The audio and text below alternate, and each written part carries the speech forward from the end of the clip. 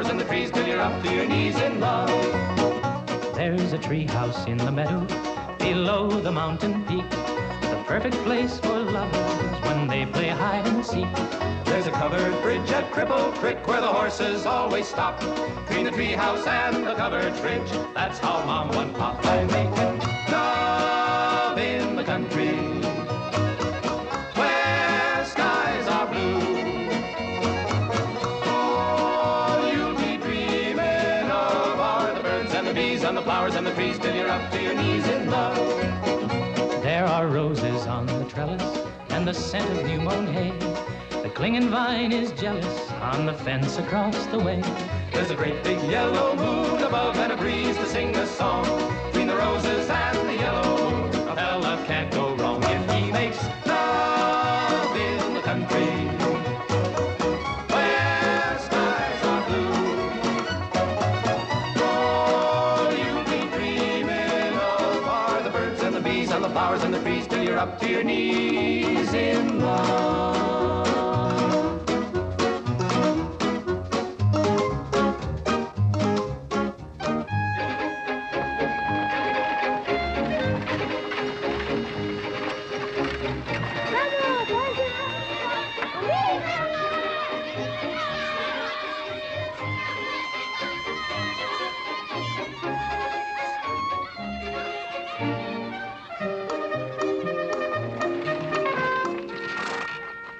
Lord to goodness, not again.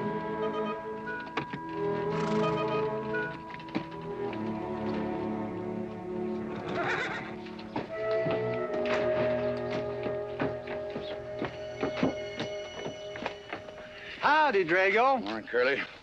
Makes 7 times this month he come home swoggles. 6. 7. 6. Once was his birthday. That don't count. Give me my bucket whip.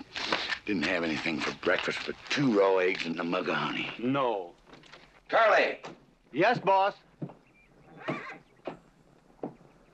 Don't say it's a fine morning or I'll shoot you. Get out of here, Bunyan. Good morning. Morning. Carlos, what are you doing up there? I hope I get it this time, Mr. McClintock. My brothers, they got the big hats already.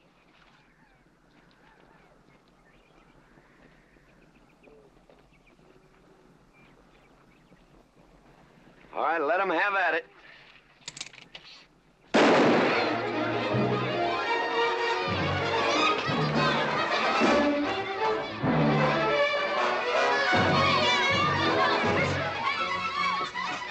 Get over it. Did you let me drive? You promised me you would sometime. No, yeah. Boss, you better watch that turn onto the road. You're gonna kill both of us one of these days. Thank you, Mr. Boss.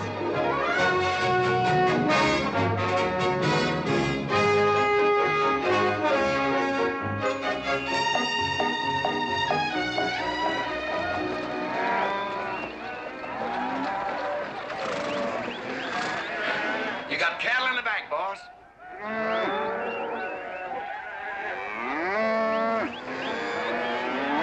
Yeah. Give it up. Yeah.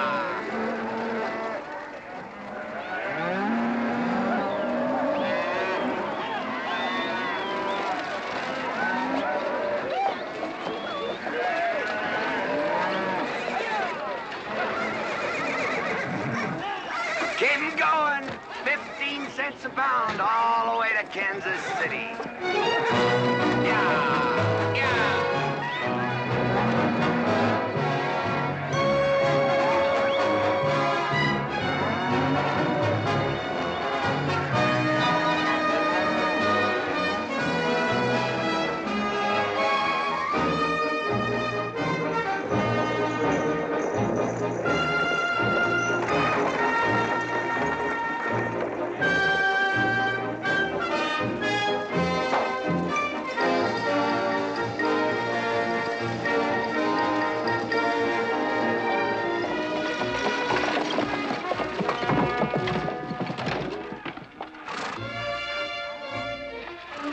Now, boss, there's one old pensioner I wished you would pass up. Bunny? Yeah. I knew where I'd seen his face before. He's an old timer. He's just been around town a couple of years. Oh, you have no milk of human kindness. Morning, Mr. McClintock. Morning, Bunny. Well, I can see you're in good health. Never felt better. Contrary to what you may hear. Me, my kidneys ain't what they used to be, and my liver's been leaving me billies. Drago?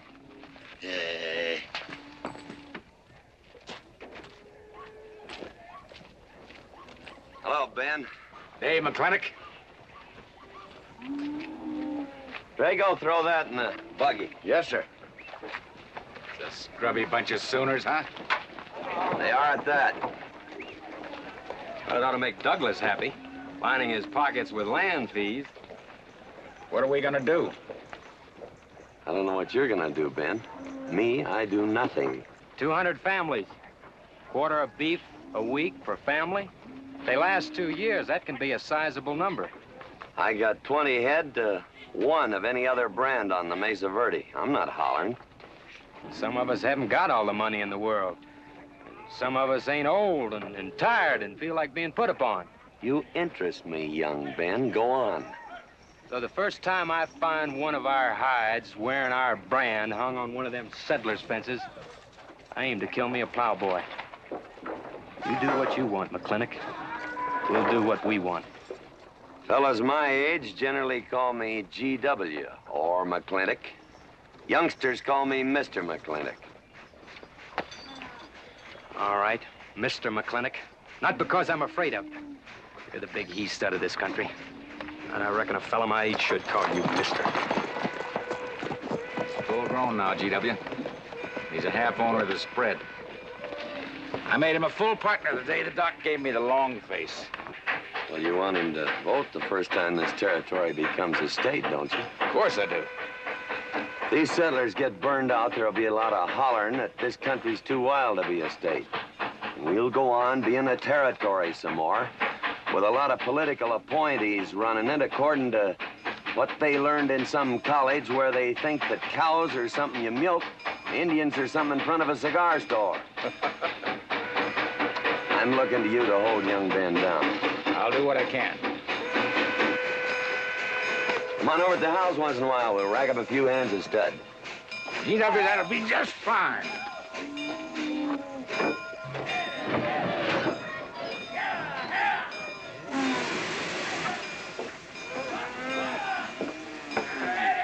It's a nice morning, ain't it, boss? Everybody's entitled to their own opinion. Like that again, eh? Here's something that'll cheer you up. About 1,000 head. I figure they'll bring about 1,250. They're not as fat as I'd like to ship. They all off the North Range? Yes, sir. Settlers. Every one of them with a plow and a Bible. Not the slightest idea what the range is for. Drago! Drag out that hog leg. Yes, sir. Give me some attention. Yeah! People, people, people, people.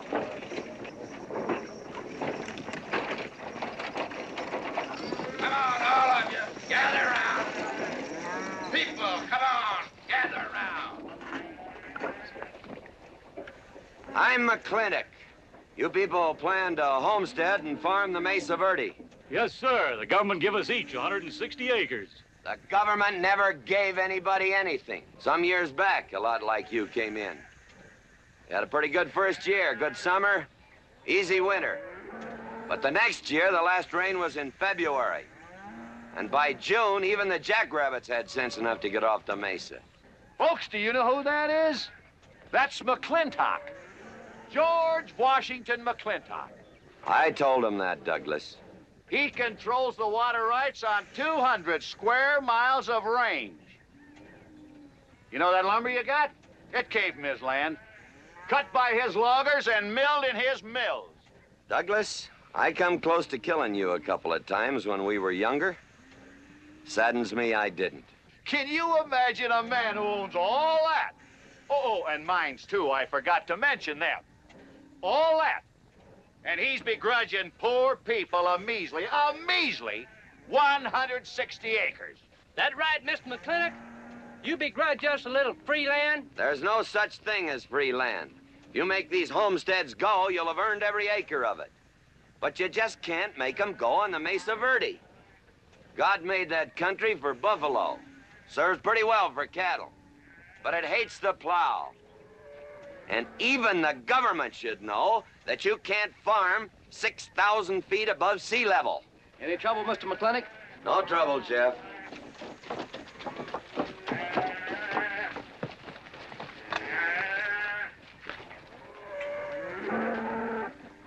How about you, Douglas? Douglas? Just plain Douglas, eh? And you call him Mr. McClintock. Why? Well, Douglas, I guess it's because he earned it.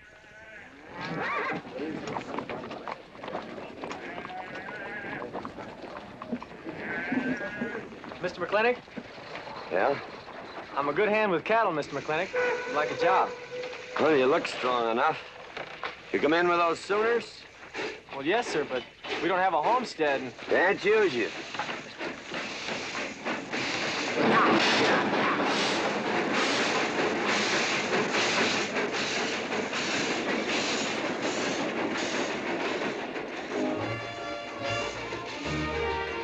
Half life, ain't it, Sonny? Hell, ain't much future in being a farmer around these parts.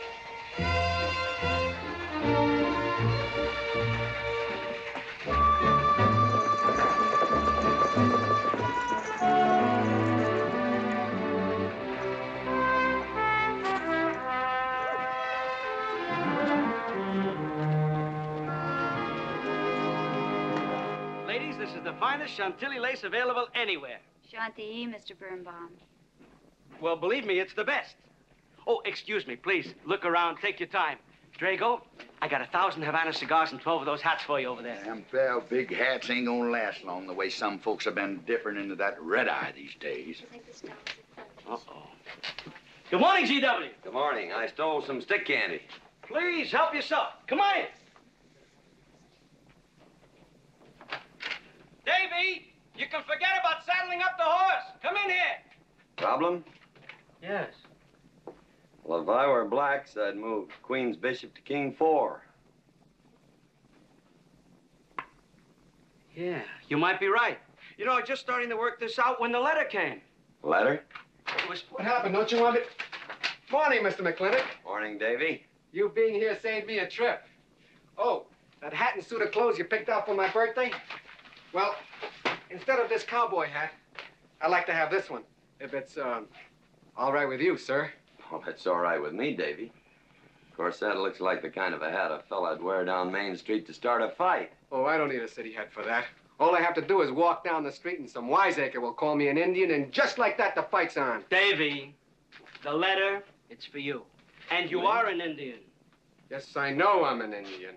But I'm also the fastest runner in town. I've got a college education, and I'm the railroad telegrapher. But does anybody say, hello, college man, or hello, runner, or hello, telegrapher? No, not even hello, knothead. Davy. It's always, let the Indian do it. Will you go out in the store and help the ladies? All right. I'm also bookkeeper, part-time clerk. Always let the Indian do it. The lady brought that out here this morning, asked for it to be taken out to the home ranch for you. Handsome lady, kind of tall with red hair. Called me Mr. Birnbaum, just as if she'd never seen me before, and as if that veil that covered her face would keep me from recognizing her.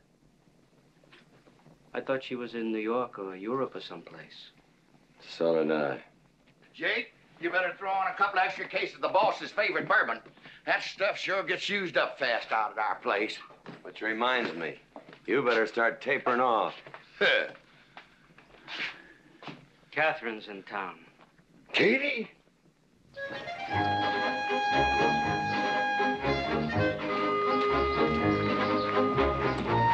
Ladies.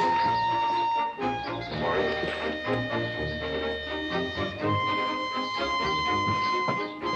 Morning, Mr. McClintock. Morning, Morning, Mr. McClintock. gentlemen.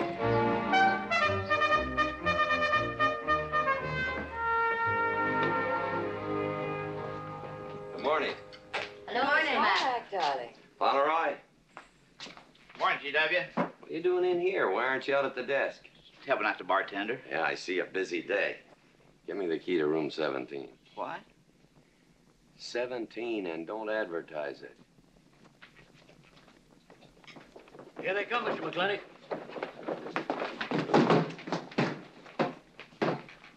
Set them up. Beer, whiskey. Day off? Off day. Wonder what he's so preoccupied about. Haven't you heard? No, what? Katie's back in town. Katie? Yes, dear. The social arbiter. Well, hi, Sonny. Good morning. Oh. He sure is a quiet one. Mr. McClintock, I don't want to bother you. I'm sorry, boy. I told you, no job.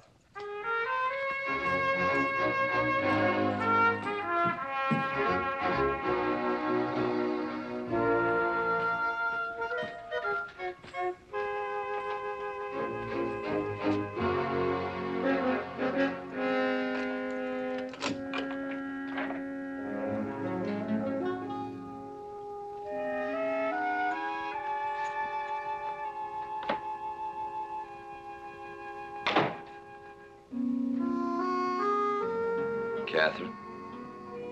George Washington McClintock.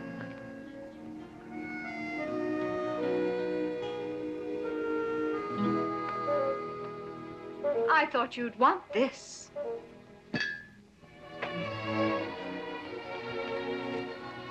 First dig of the spur. But who am I to upset your plans? Don't you feel kind of silly? I never feel silly. It's because you have no sense of humor. Why couldn't we sit down in the hotel dining room and talk about whatever it is you want to talk about? Or why couldn't you just come over to the house? And have everybody know that we're meeting. Everybody knows, and what's the difference? We're married. And that is something I should like to change.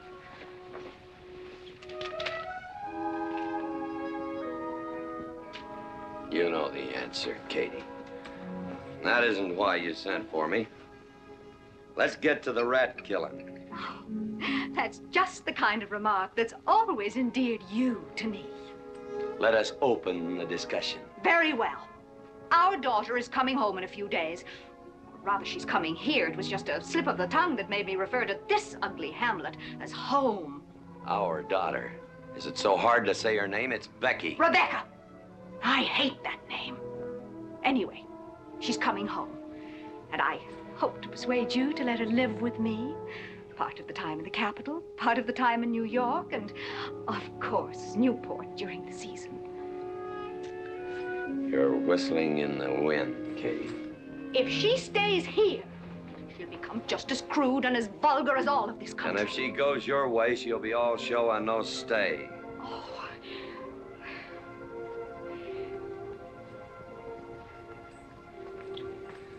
No go, Kate. I hate you.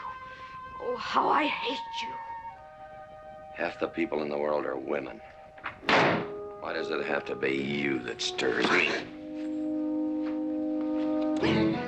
Animal. That's the story. I saw your picture in the paper at the governor's ball. You were dancing with the governor. At least he's a gentleman. I doubt that. You have to be a man first before you're a gentleman. He misses on both counts.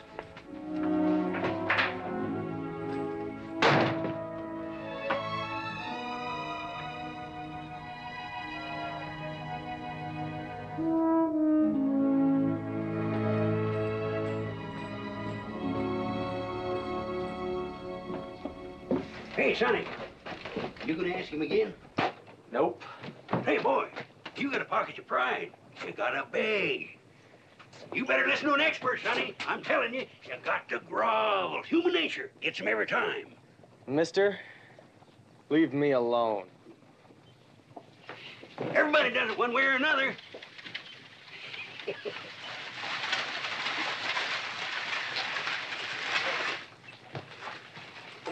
About that job, Mr. McClintock.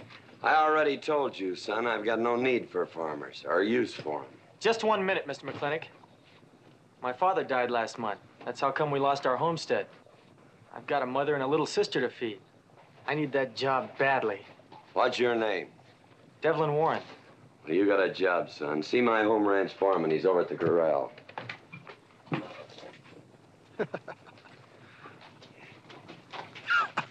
Step down off of that carriage, mister.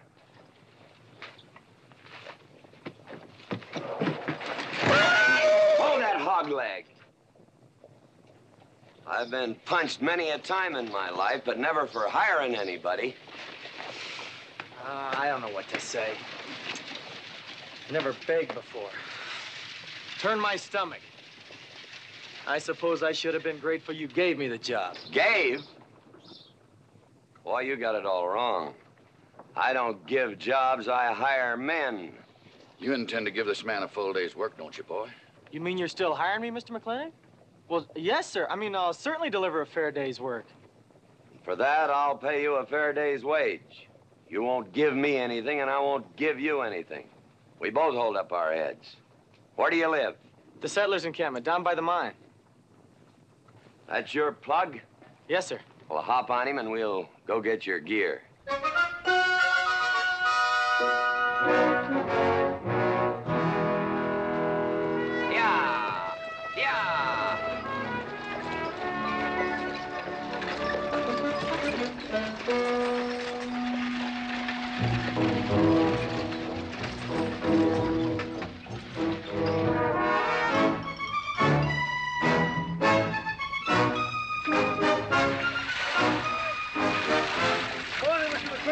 Morning, Mr. Poor Boy.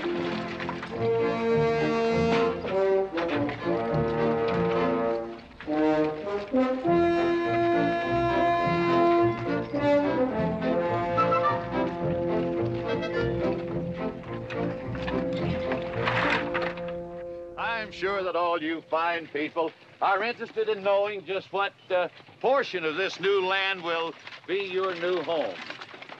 Oh, Jones and McAllister, since you've been more or less the leaders of our group, I'd like to have you come up and check the exact location. Won't be a minute, sir.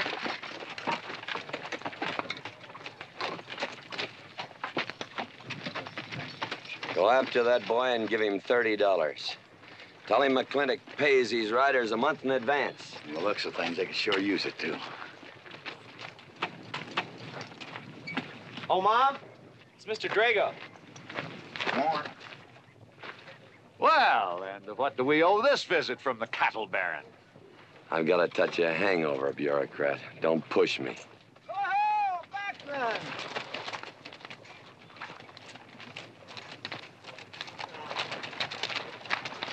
Say, those are Indians. Are there Indians in this homestead land? Friendly Indians, my boy. Oh, Macklin. Oh, Running Buffalo.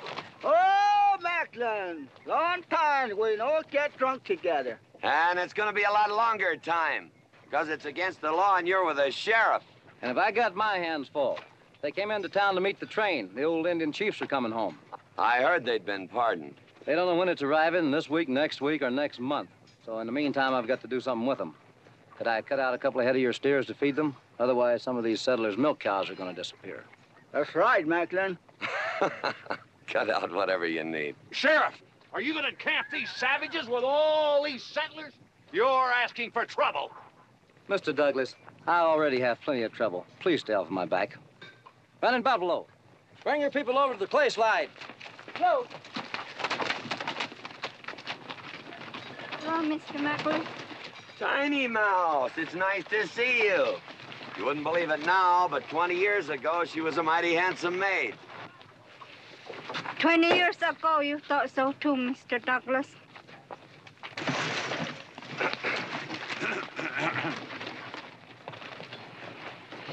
It was just like this. I had a dead beat on old Running Buffalo, and my sharp 50 caliber misfired. That's back in that trouble in the forest. Remember? I remember. Hey, you want to take something come directly from heaven? No.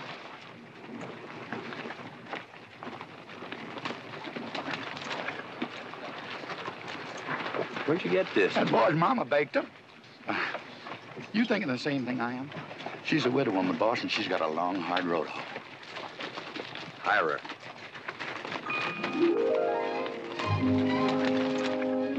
I always said you had a heap of sense. Mr. McClintock, this is my mother. Your mother? And my sister. Pleased to meet you, Mr. McClintock. Ma'am, this here's my boss, and he has a few choice words to say about your biscuits. Yes, Mr. McClintock? Huh? They're great.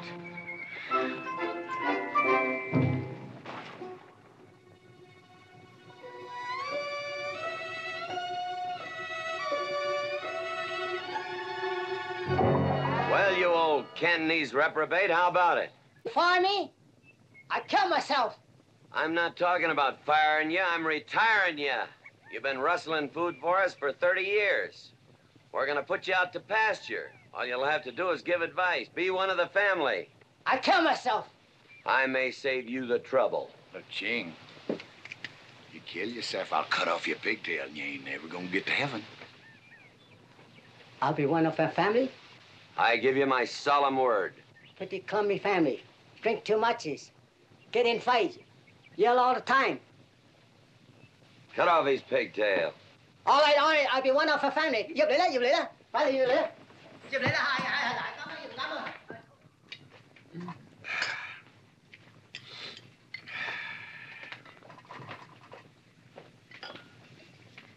I hope everything is satisfactory.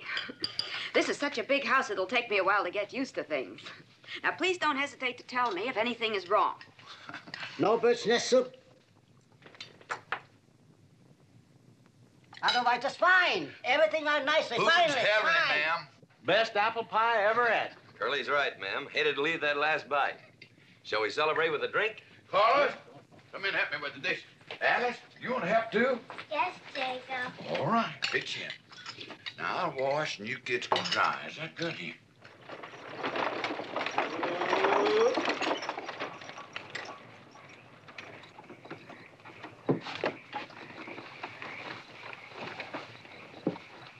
Don't seem possible one woman could use all them clothes. You keep a civil tongue in your unprepossessing face. Yes, ma'am. And unload my baggage, please. Yes, ma'am. By the way, what does that word unprepossessing mean?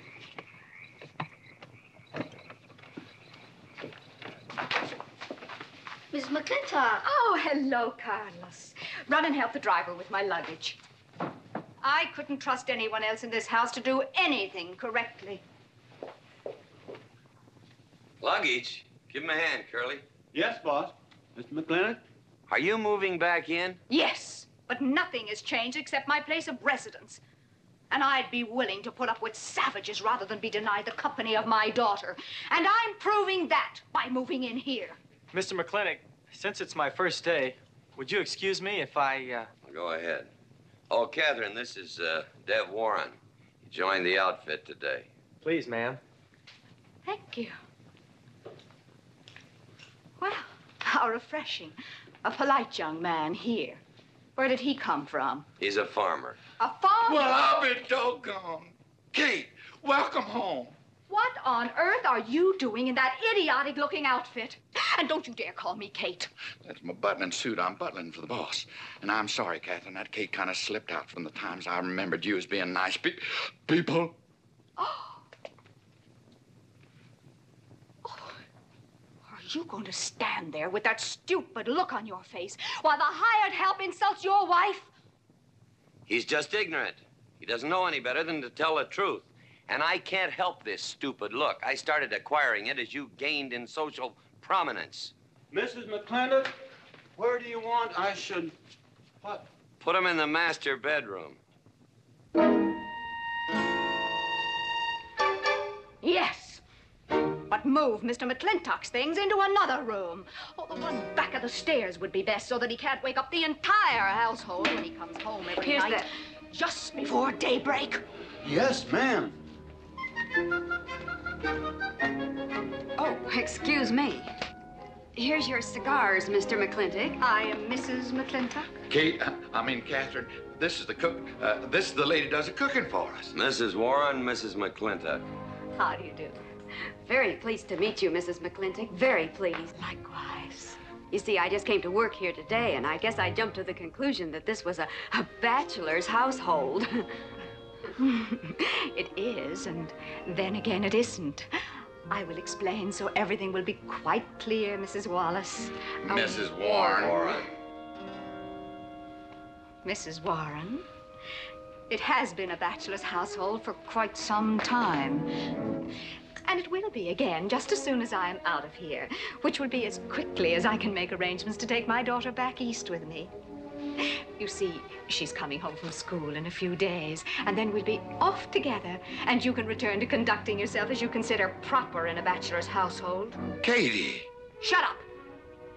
Until then, I am mistress in this house, and I will give the orders. I want my breakfast served in bed. Let her. Ain't you gonna say nothing, boss? Breakfast in bed. No. 1 poached egg, tea, toast. Oh, G.W., as soon as my things are put away, I want to talk to you about Rebecca. Yes, Mrs. McClintock. Indeed, Mrs. McClintock. Of course, Mrs. McClintock. The toast, lightly browned and unbuttered. Of course, ma'am. Wait a minute now, boss. Where you think you're going? I just remembered I got a date. But she said she wanted to have a talk with you. I heard.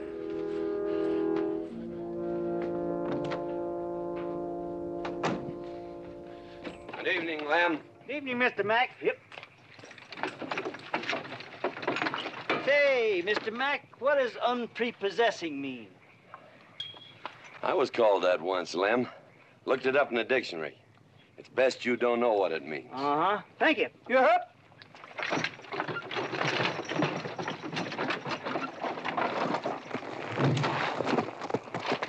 Hey! What am I gonna tell her when she asks where you went? When in doubt, tell the truth. She wouldn't expect that from you anyway. Where's Mr. McClintock going? There he goes, burning his last bridge. You see a yellow streak about a foot wide running up down his backbone. Well, Mr. McClintock? He ain't afraid of nothing. I once thought that.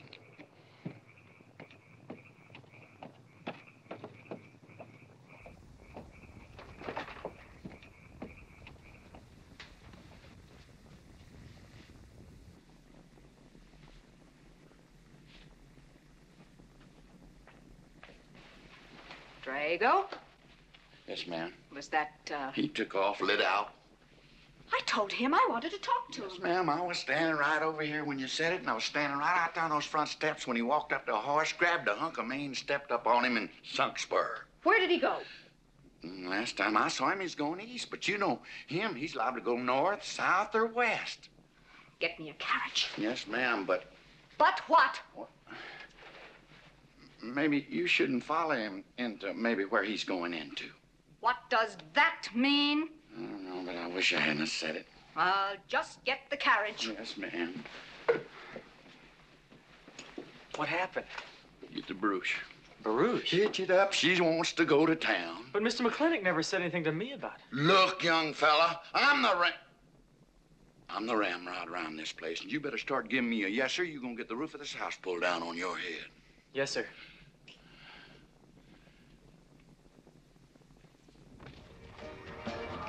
Hello, Davy. Hi, Mr. McClintock. New broom, eh? Drink, please. Hello, Bunny. How is everything? Oh, fine, fine, Mr. McClintock. I'll get you next time.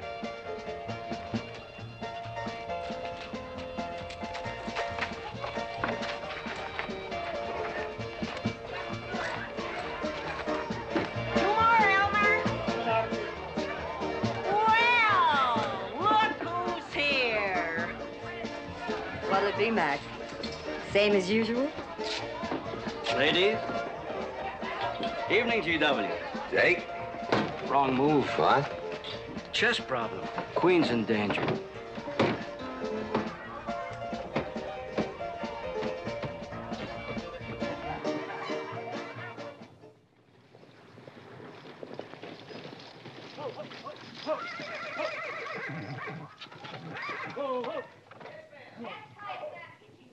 I suppose you can do that.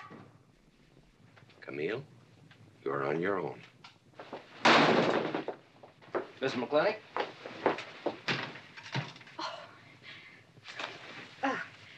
I'm Camille. Camille Reedbottom. I'm learning the game of chess.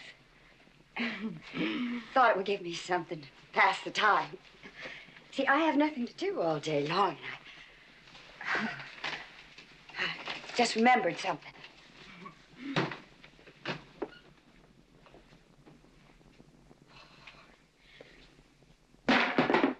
Catherine, I didn't hear you come in. Mr. McClintock, I told you that I wanted to talk to you. Not now. Could I get your glass of sherry, Catherine? Oh, thank you, Mr. Birnbaum. I could use one. I came into town behind a runaway team. Drago never could handle horses. It was that young man whose mother pretends to be your cook. Catherine, your wine. Oh, thank you, Mr. Birnbaum.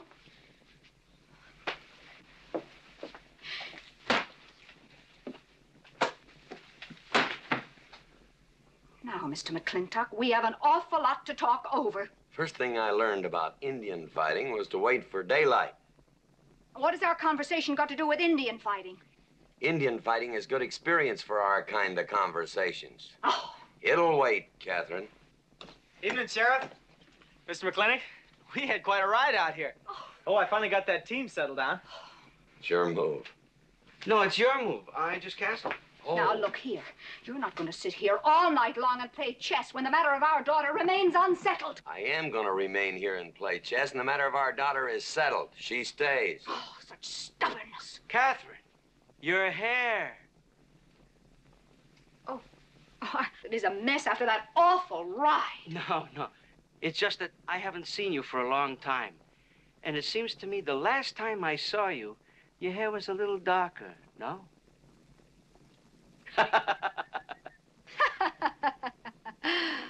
It's a funny thing the tricks a man's memory will play, huh? Mr. Birnbaum, I think that you've completely lost your mind. You have done something to your hair. I have not. If I had, it'd be none of your business. I'm certainly not going to put myself in the place of those blondine trollops that you seem to prefer. Take it. Huh? Oh. Fill it. Oh.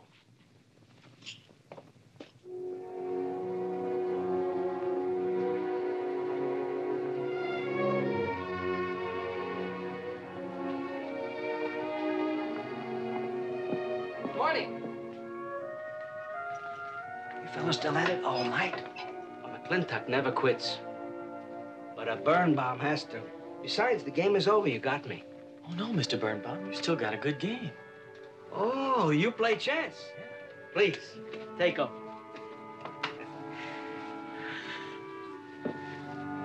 Pretty good. Fair? Well, looks like I won't have to come into town always to get a game. Remember, I'm a bad loser. It's your move. Yes, sir.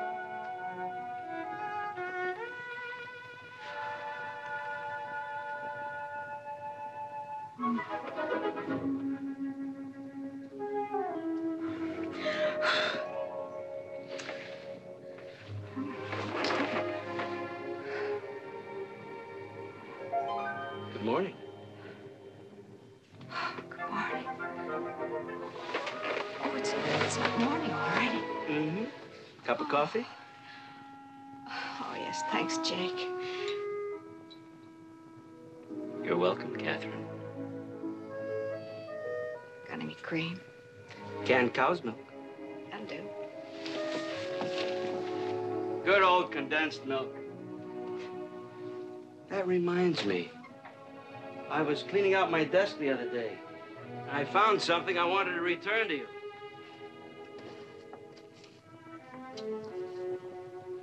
Here it is.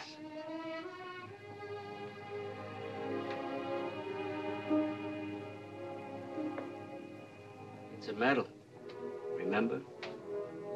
From the President of the United States of America to First Sergeant Michael Patrick Gilhooly for bravery above and beyond the call of duty. It's your papa. Reminds me of the first time I ever saw you. It was over 17 years ago.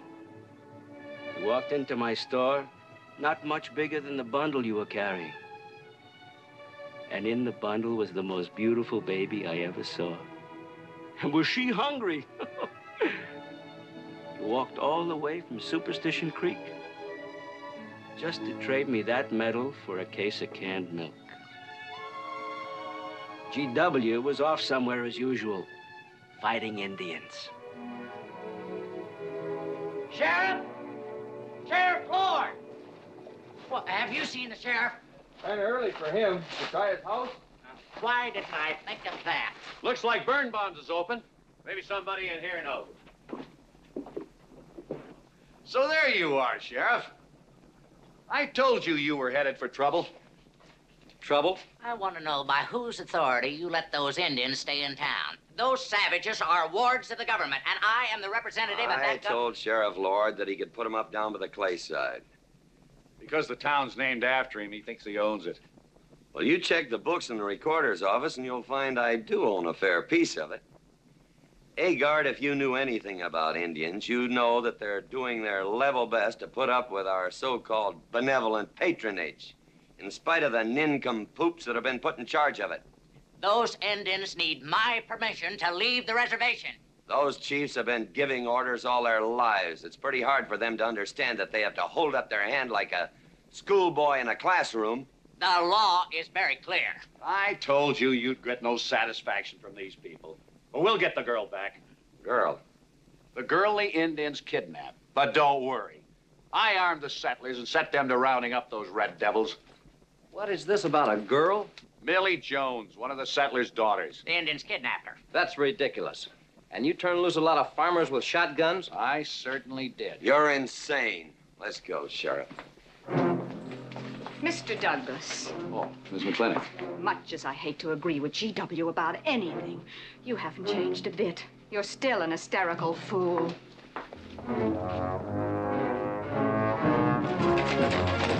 Come into town, I got worried. What about? Thought maybe Katie shot you. Not yet, Drago, but it took restraint. Wait a minute. You better take Agard along. Not that he'll be much help. Drago, have him on the horse. Just a minute. Well, I'll drive. Yes, ma'am. Agard, what are you doing? Agard, this is serious. Stay with him, Agard. Stay with him. Agar, will you stop showing off and getting this buggy? Mercy. Mercy. That horse is a little green.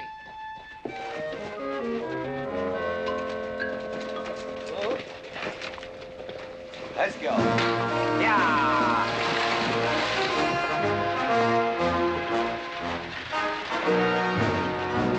Just where do you think you're going? Don't use that range, boss. Tone of voice with me.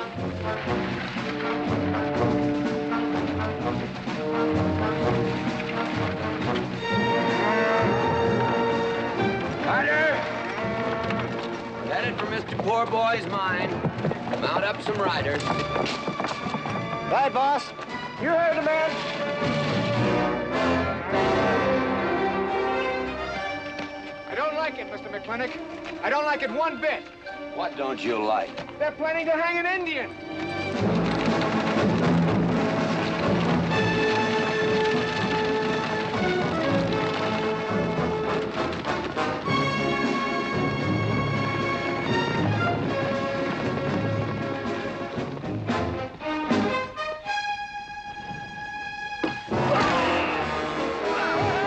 Sheriff, very funny. Where's the whiskey? Hold that. Not so fast, Mr. Boss of the whole country. Unless you want to wear a big hole in your middle. How long is G.W. going to let that cheechawker push him around? That cheechawker has a sawed-off shotgun. How do you know she didn't wander off someplace or meet some fella or something? What are you saying? That I didn't raise my girl right? That she'd wander off all night with some man? There's a lot of things I'm not saying to you, mister. Well, you got a sawed-off shotgun in my middle. But how do you know this Indian had anything to do with it? She's gone, ain't she? She's gone. Pa! Pa, I'm over here. Pa!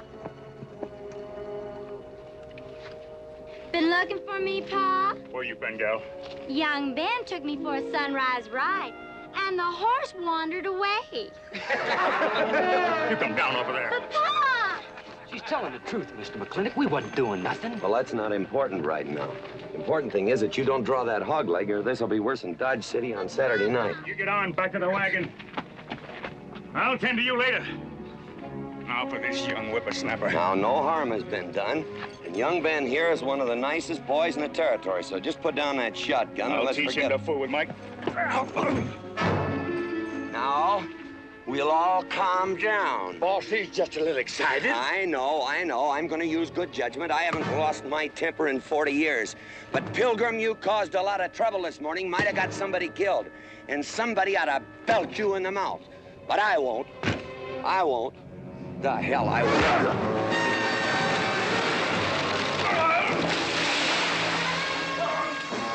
McClintock Rider!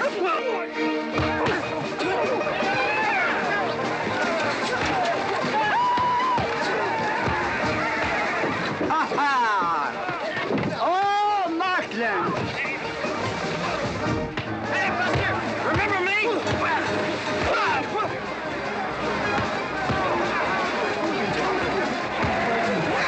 Hello, sir. Nice party.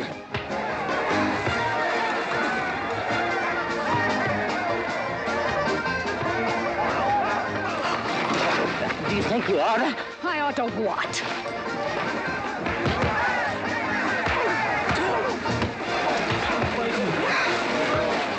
Why, you think?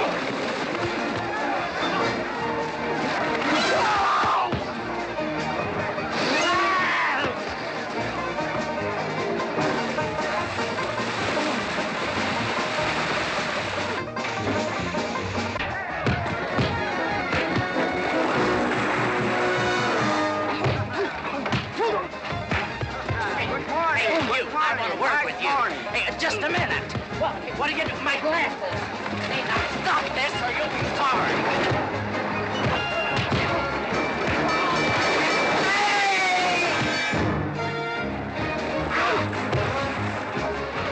Stay out of this, Jake. It's everybody's war.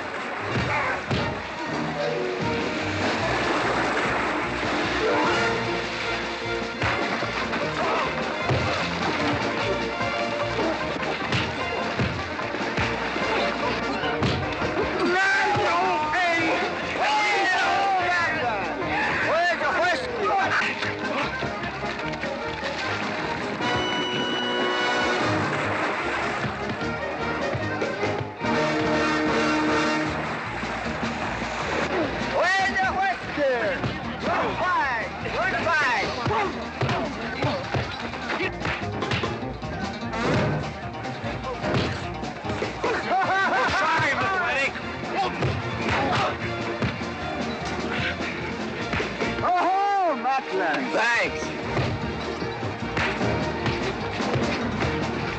Ha-ha! It's very funny. Yeah, very funny.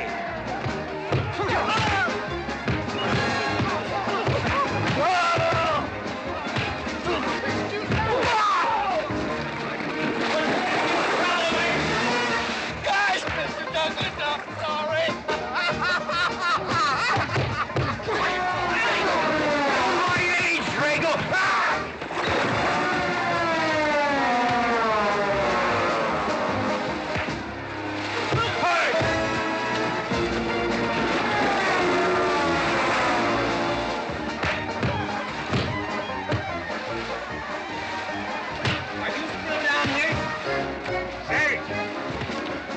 Wandered away, huh? Honest, Mr. Jones, honest. Oh, get out of my way. Nice left. Thanks. I went to college. For this, you don't need college. You're not getting me down there.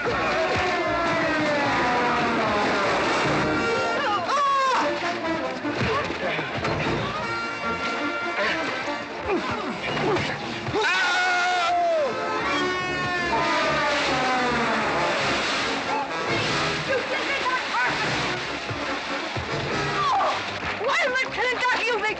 Good morning to you, Mrs. McClintock. Buddy, you big G.W.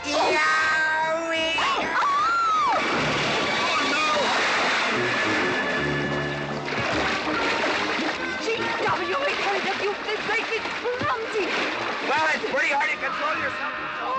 People!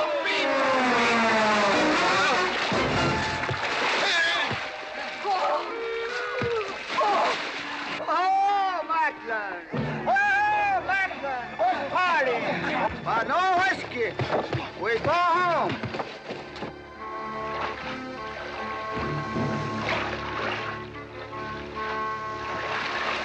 You and your friends. Well, we at least saved your half.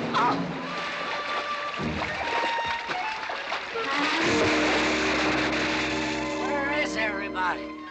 Oh, for heaven's sakes.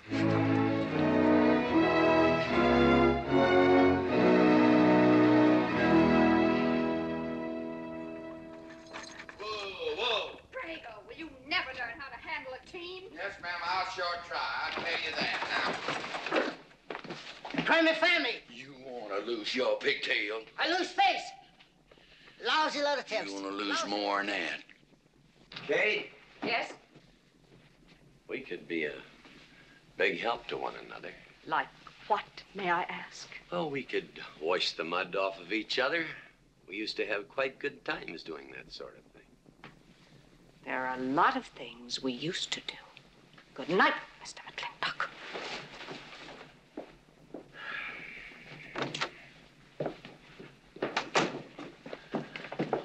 Any luck? What are you talking about? I mean, divorce. She still wanted it. Yeah. You know something? Women are funny. She fought like a wildcat on your side out there this afternoon. Come home, she slams the door in your face. That divorce business, is that what you get when you pay a woman not to live with you? That's about it. Some women I've known it'd be worth it. You know, if we had any moral character, we wouldn't be standing here covered with mud drinking when we should be washing. G.W. Drago.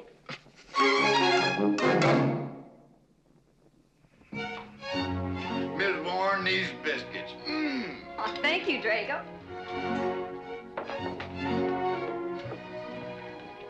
Good morning, Mrs. Warren. Morning, Mr. McClintock. Breakfast for the boss?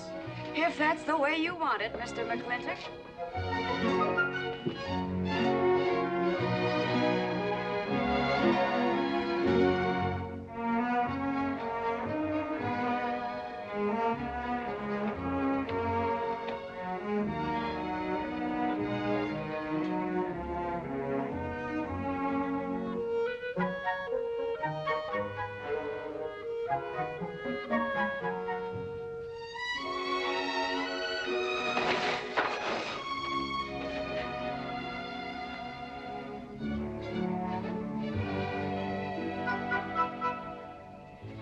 One poached egg, tea, toast, lightly browned, and Why, Mrs. McClintock, you have a black eye. I do.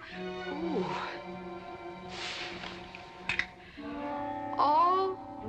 Oh, and Becky's coming home today. And that's not all. There's a little something we'd better get settled. There are no men listening now, so we can be ourselves. Oh, sure, I let you get away with all that guff the other night. But now that we're alone... When I want the opinion of the hired help, I'll ask for it. You know, you could wind up with 2 black eyes. What? Oh, I realize you had to put on that big act. We always have to just before we get ready to forgive them. Generally for something they haven't done. But you and I both know that's just to keep them from getting the idea they run things. McClintock give you that black eye? No. Nobody gave it to me. I won it.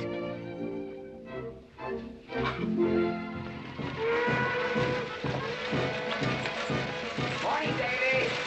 Morning, Mrs. Beach. Mr. Beach.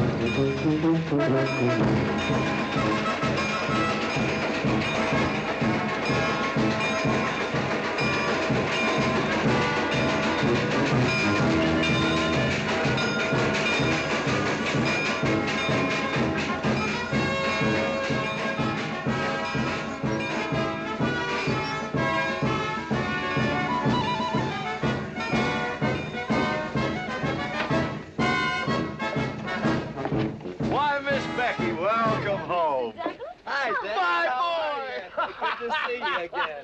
Daddy! Oh, Daddy! It's been 2 long years. I guess I'm gonna have to stop calling you Tomboy. Oh, Becky. Mama! Oh, darling. I wasn't sure you'd be Oh, here. I've been here a few days. Oh, Becky, I bought you 3 of the most beautiful dresses. Uncle Drago! Oh! Did you bring your old uncle a coming home present? Sure did. What is it? A mustache cup. And what did you get me? Prettiest Palomino pony that ever packed a saddle. Broke the stand, drowned, tie, and the counter. Oh! Uncle Jake! Oh! What are you doing with Mr. Douglas's tuba? Oh, Mr. Douglas has had a little accident. I brought you a whole shipment of licorice sticks. But now that I've seen how much you've grown, I think we better exchange them for a couple of bolts of dress goods, huh? Thank you. Oh, the mayor was going to be here, but he had to go to the territorial capital on a horse theft matter. But I'm going to give his speech. Oh, and don't worry about the mayor. I'm sure that he can find a bill of sale for the horse.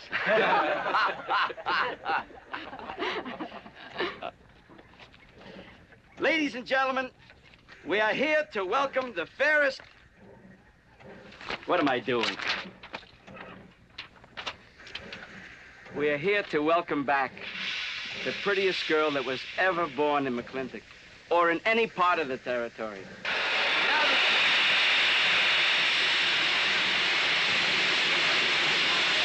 Hey, Davey! Yeah? Got something for you. Yardmaster up at the junction told me to let him ride, so I locked him in here. I've had my scalp a long time, and I aim to keep it.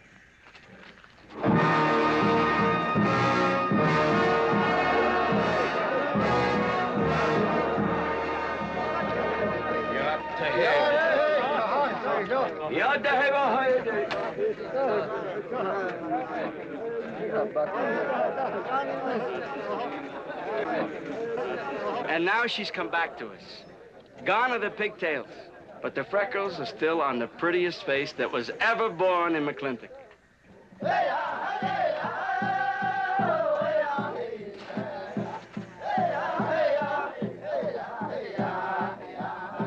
Hey, that's Puma.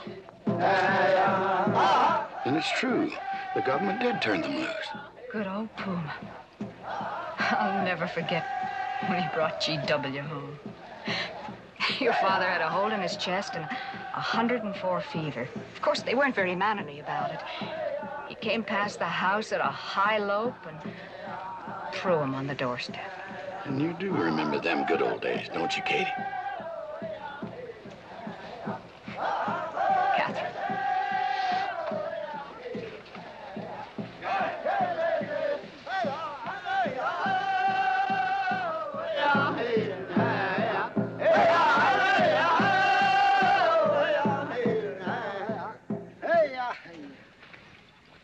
Yatta-hey, my friends. Yatta-hey.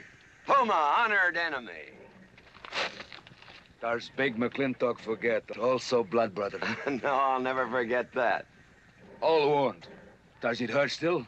I feel it when it comes on to rain. An inch higher and I wouldn't have had to worry. Our big McClintock, that was remembered fight. We return with news. Our people have more trouble.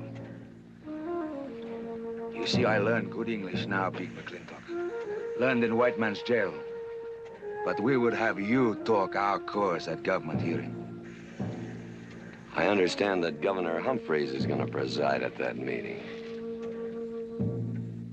Yes, Puma, I'll translate your wishes. Mr. McClintock, could I impose upon you to use your Comanche to tell these chiefs... Puma is chief of the Comanches, and he speaks English very well. Oh, well, your people will have to follow my instructions to the letter. It is the law of the land... Well, now, just a minute. Well, for heaven's sakes.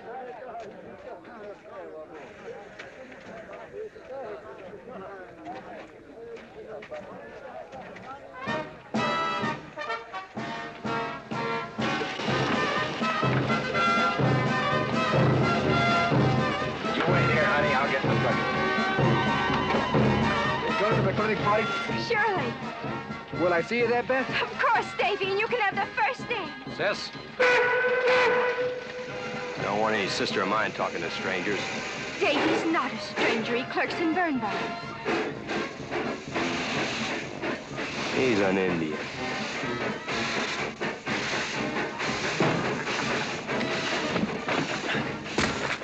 Darn you, Drago! Now look what you've done. Baby, this is Devlin Warren. He works for you, Papa. Dev, this is Miss Becky McClintock. Those are my things. Yes, ma'am. Oh, I'd have known you anywhere, Miss Becky. What do you mean? Oh, I mean, you look so much like your mother. Or even prettier. Oh, Mr. Warren. Mother's much prettier than I am. Many a fight started with words like that. Come on, get in the boat. Hello, Ching. We got jelly pie for dinner. Oh, I'm not cooking. No, he's not. Junior! Yes, Miss Becky. You remember Junior Douglas, Mama? Oh, of course. How's college? Valedictorian, 95. Oh, congratulations. Oh, Mr. and Mrs. Douglas, we will see you at the party, of course. Oh, delighted. Well, it'll be pretty hard to keep young men away. Yes, sir. Drago? Yes, boss. Baggage all loaded. G.W. You remember young Junior? Oh, yes. Like father, like son. Oh, Mr. McClintock, I hope you don't think I'm being presumptuous in asking for the honor of calling on Miss Rebecca. Well, there she is. Ask her yourself. Well, thank you, sir. Ching, now I'm going to get fired. Get up out of here. Thank you, sir. Thank you. How do you know me, man? I'll see you at the party, Junior! Yeah. Yeah, what? Like father, like son. What did he mean, Matthew? Come on, Ching. Grab a root and growl. Well,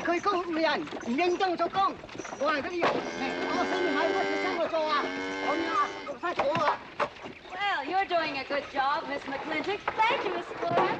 Deb, when you're finished there, go over and help Drago with the beer cakes. Yes, Mom. Deb, could you come and help me a minute?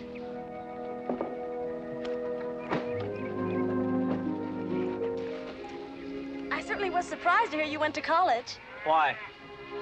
I don't know. Junior says Purdue's a good college for a backwater place like Indiana. Well, he did indeed. Oh, could you do this? I can't reach it.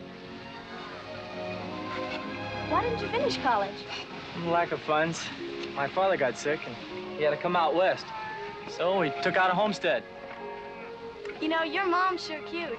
It's too bad you didn't inherit her eyes.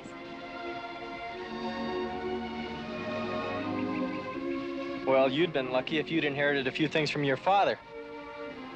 Oh, really? For instance? There's common sense, for instance. Common sense? Yeah. You don't see him being fooled by some dude like Junior Douglas. Junior's not a dude. He's nifty. This needs a woman's touch. And besides, he got a letter at college. What sport? Glee club. Very strenuous. Don't you dare hug me! I have no intention of hugging you.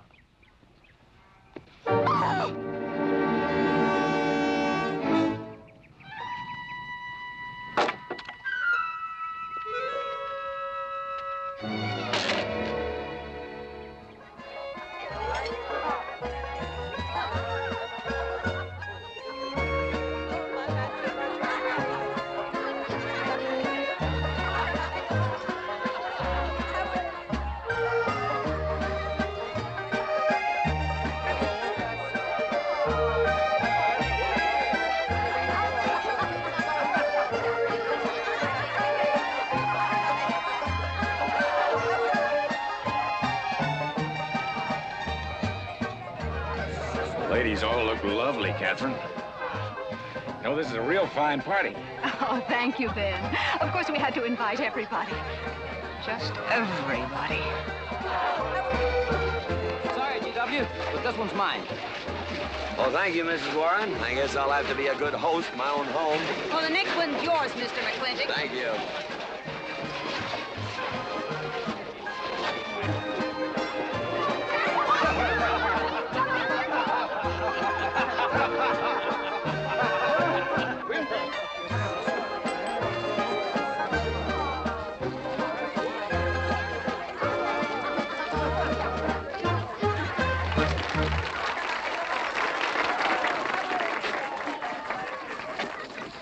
Drago, go and do what I told you to do. Oh, Katie. Catherine, and do as you're told. Oh, Drago, do this. Drago, do that. Yeah! People, people, people. This Douglas feller. Drago! Yes, ma'am. Matt Douglas, Jr. is going to bring you folks some of the latest terpsichorean dance steps, brand new, brought by him directly from New York City. All right, Mr. Fiddler.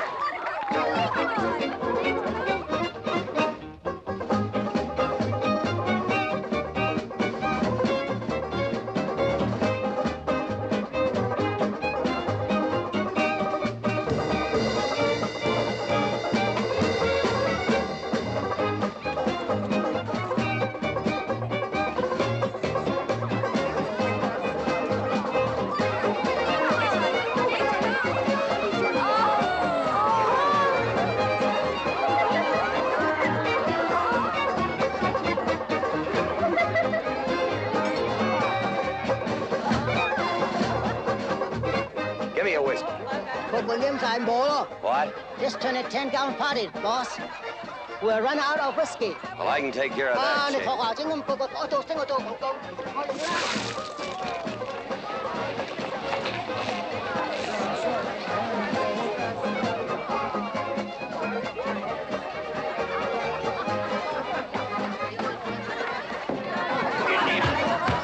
Indian.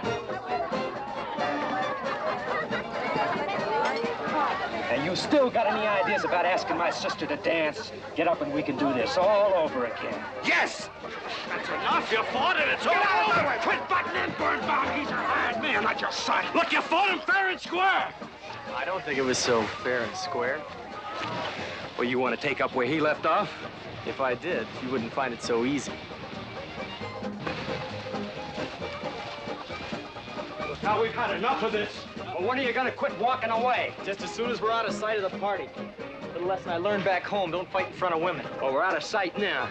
So we are.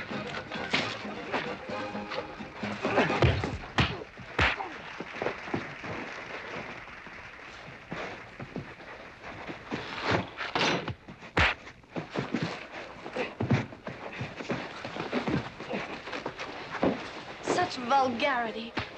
Someone should do something about it. You're right. Absolutely right.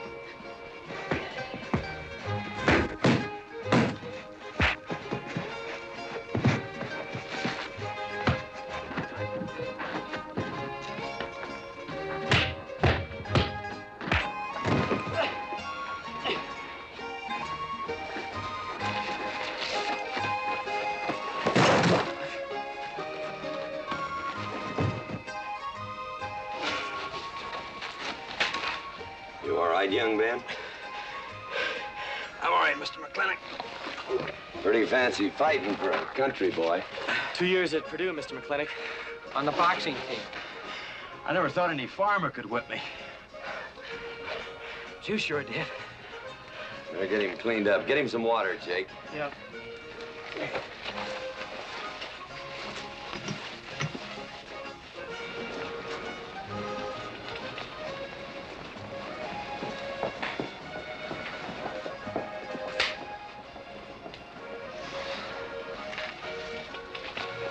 Get yourself cleaned up. Go ask that girl for a dance. Who? Oh! Did I miss one? Oh. Where is he? I'll find him, that young whippersnapper. Trouble. Where is that farmer boy? Where is he? Where is he, G.W.? Oh, so you're the young farmer boy that whipped my nephew. Well, I'm Fauntleroy Sage, young Ben's uncle. Well, I'm no farmer, but if you're young Ben's uncle, yes, I whipped him. And you're intruding. What's intruding mean? Butting in. Oh, so he's insulting me. Well, then I got another reason for walloping him. Besides, on account of him thrashing my nephew, young Ben. Fauntleroy, you can't get mixed up in these youngsters' quarrel. Family honor. I can't have said a farmer whipped a sage. You're twice his size. Don't let that bother you, Mr. McClintock. Mr. Fauntleroy insists. I'll just have to teach him the same lesson.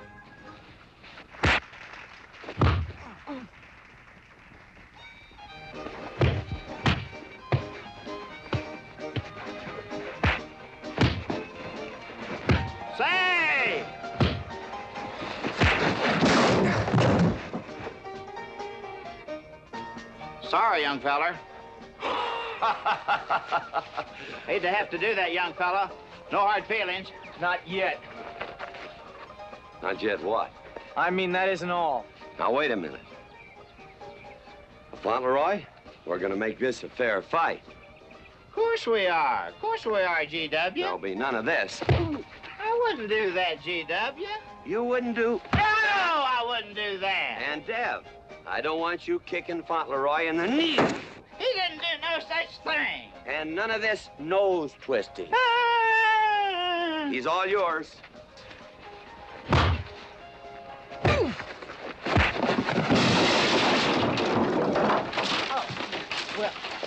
Well, where are my glasses? You all right, young feller? Ouch! I'm all right. This Indian agent will stop stepping all over me. I beg your pardon, G.W. You was just funning me. But I want you to know that boy fought me a fair fight. Well, I'm glad to hear that, Fauntleroy. Here's my uncle. Fauntleroy, what have you been doing? I hope my uncle didn't bother anybody. No bother. I think we'd better join the ladies before they get curious. Drago. Fauntleroy, let's line them all up for a do-si-do. Jake, you think tincture of arnica would help? Could be. Used to help you. Gentlemen, to the medicine cabinet.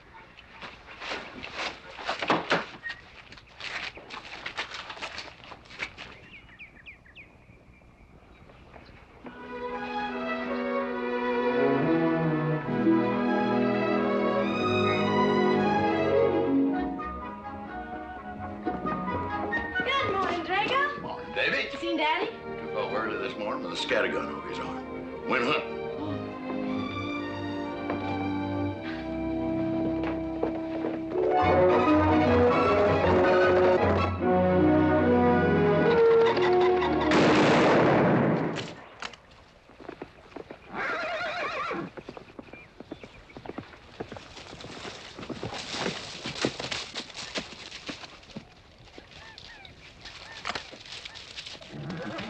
Morning, Daddy. Good afternoon. I'll get you out so early. There's something I have to get straight in my mind. Yeah? What? Mama.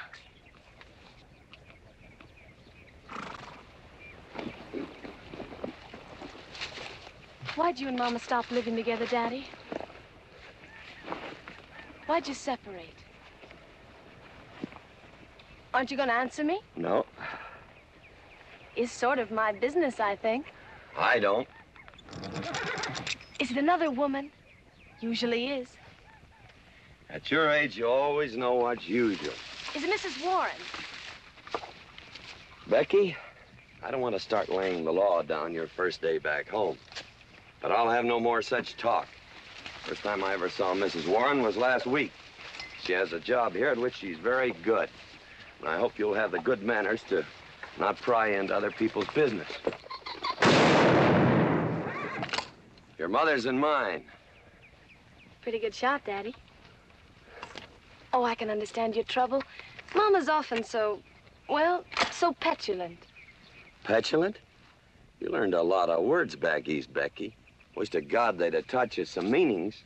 You were only about 6 months old when your mother stayed alone with you in a sod hut under 8 foot of snow, while I moved the herd 300 miles south to try and save it. Saved about half of it.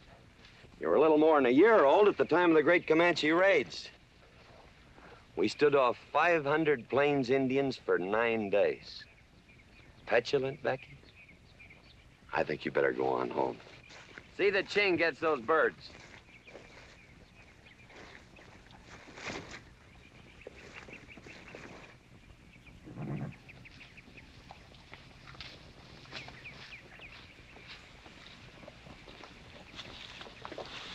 Becky, come here.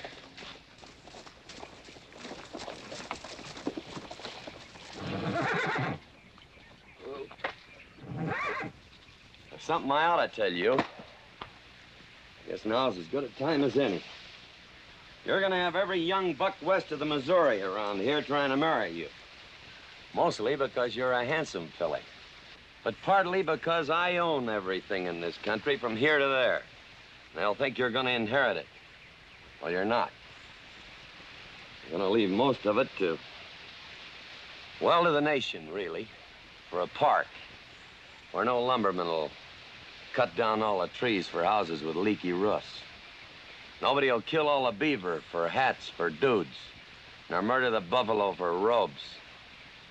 What I'm going to give you is a 500-cow spread on the upper Green River. Now, that may not seem like much. It's more than we had, your mother and I. Some folks are going to say I'm doing all this so I can sit up in the hereafter and look down on a park named after me. Or that I was disappointed in you. Didn't want you to get all that money. But the real reason, Becky, is because I love you. And I want you and some young man to have what I had. Because all the gold in the United States Treasury and all the harp music in heaven can't equal what happens between a man and a woman with all that growing together. I can't explain it any better than that.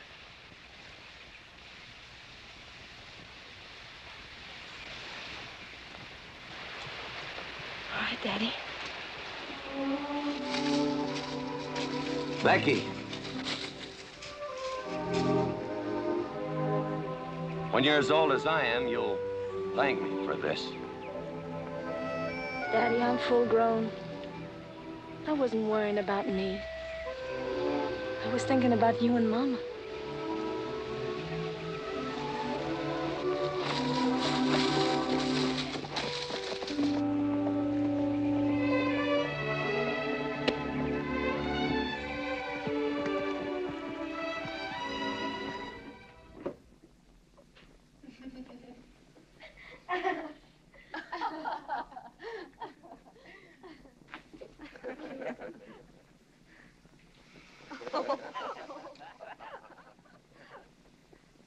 Oh.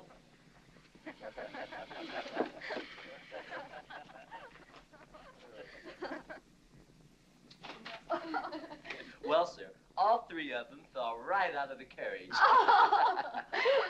Well, it's getting rather late, Becky. It's bedtime. Oh, Mother. He brought this. He must have intended to use it. Oh, well. Sing us a song. Well, if you really want me to. Gosh, I haven't played in You quite know just right for me. Sure. It's the rage now. Oh. Oh. Dev, what are you doing? Oh. I just thought I'd get another cigar. Well, you've got one in your mouth and two burning in the tray. Not move. Fellas want me to play all the time. You're cuter than a baby steer and softer than a mouse's ear.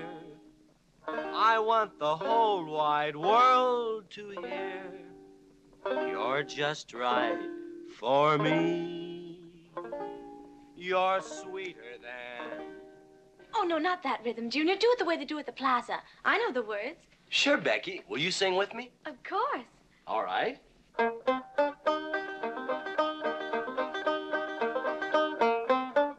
love a man who's witty and smart and clever. It's your move. Oh. Oh, Deb, you're playing like an amateur. Let's call it an evening. I'd like to know where your mind is tonight. You're sweeter than the early spring or bluebells when they start to Pretty good. ring. You Voice make like a her father. man feel like a king. You're just right for me.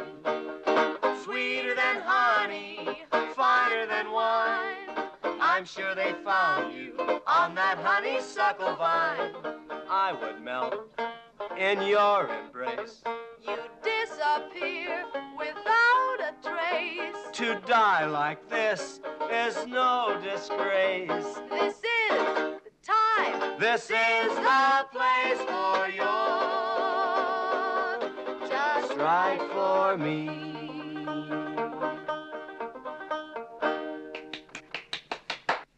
Well, so good, I kind of hate to break this up. But if we're going to have that Indian hearing tomorrow morning... Sir, about our conversation earlier this evening, I believe I'd better apologize. Yeah?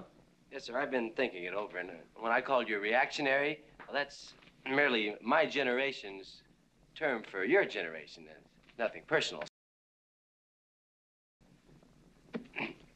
Well, good night, sir. Good night, Miss McClintock. Good night, and do come again. Good night, Drago. Night. Boss, what does reactionary mean? Me, I guess. He says that anyone that wanted to sell at a profit was a reactionary. Was we reactionaries back in them days when you was selling beef cattle for 6 cents a pound on the hoof?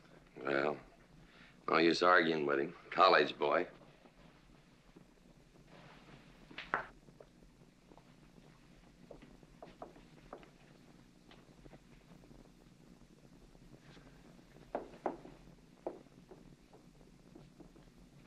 Devlin Warren, if you was my kind of man, you wouldn't let some dude walk off with the prettiest girl west of Denver without putting up some kind of fight. Does it show? Well, what can I do? I'm just one of her father's employees. I'm just a hired hand around here. Every so often, Dev, you spill the strangest ideas. Everybody works for somebody. Me, I work for everybody in these United States that steps into a butcher's shop for a T-bone steak. And you work for me. There's not much difference. Daddy, the most terrible thing just happened. Junior's horse ran away. The one he rented at the livery stable. Tied up a rented horse by the reins. He's probably back in the stall by now. I think we can get Junior something that he can ride. What I'd rather do, Daddy, is drive Junior home in our barouche. It's a lovely evening, and I'm sure Uncle Drago wouldn't mind driving. I would, and I got the kind of manners don't keep me from saying so, just to be polite. I'll drive him home, Mr. McClintock. And you don't have to come, Miss Becky. I'll see that he gets home safely. I can take care of myself. You got yourself a foot, didn't you? Dev, get the carriage. Drago? I'm going with them. Now you got me wrangling dudes.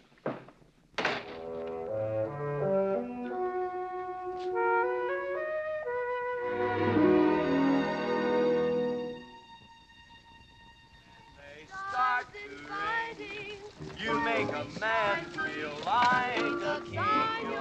You're just right for me. Miss Becky, somebody better help me watch the road. You know, I'm new around here. Might take the wrong turnoff. Devlin Warren, you know there isn't a turnoff between here and town. You disappear without a trace. To die like this is no disgrace. This is time. This is Devlin Warren, what are you trying to do? Kill us? Rather have your friend drive? Yeah!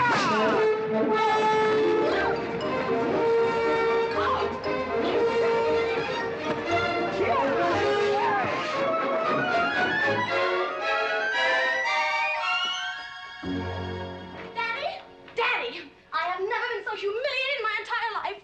I said what I said, and I'll stand by it to the death. Shoot him, Daddy. Shoot him at once. Well, why? My honor is at stake. Well, now, Your Honor. Absolutely. He impugned my honor. Impugned? What does that mean? Slander. He slandered my honor. He did? I said what I said, and I'll stand by it to the death. He admits it, see? Shoot him. Well, what is he admitting to? Why, he called me a... I won't even repeat the word. I didn't necessarily call you anything, but I said what I said, and I'll stand by it to the death. Well, just for the tally books, what did you say? I said that any girl who would permit a man to kiss her before they're formally engaged is a trollop. He said it again. Shoot him. Now, hold on. No, don't hold on. If you're my father, if you love me, you'll shoot him. Well, I'm your father, and I sure love you.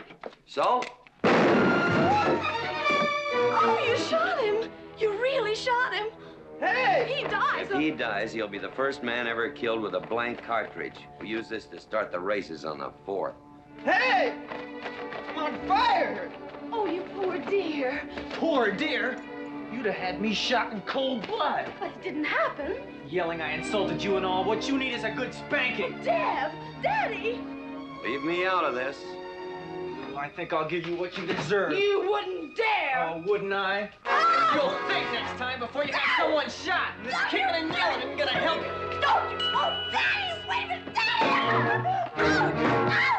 Oh, Daddy, help me! Don't! Daddy, boy, I hate you! Mommy! Mommy! Oh, G.W., was that a shot?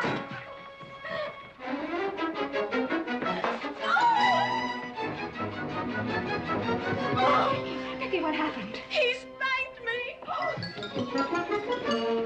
You spanked my daughter? Dev. You mean you stood there while that brute beat our daughter? G.W., what's happened to you in the last 2 years? Part of valor, son.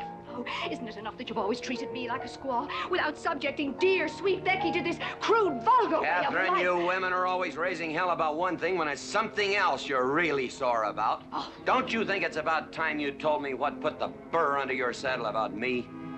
I don't intend to stand here and hold a midnight conversation with an intoxicated man.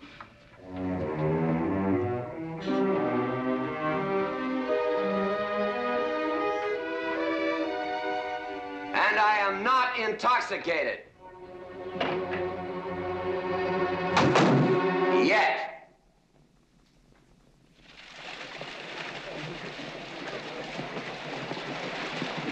Hello, Governor! Hello, Governor!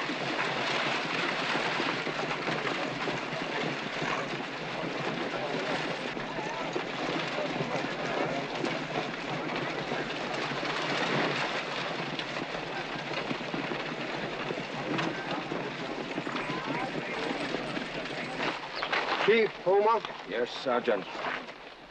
Big McClintock, we know you get us fair judgment. You gentlemen, follow me.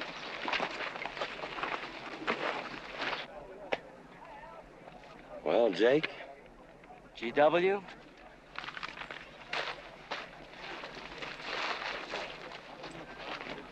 Well, G.W., it's been a long time. Not long enough. Cuthbert. Your husband is a rude man. Yes, Cuthbert, I know.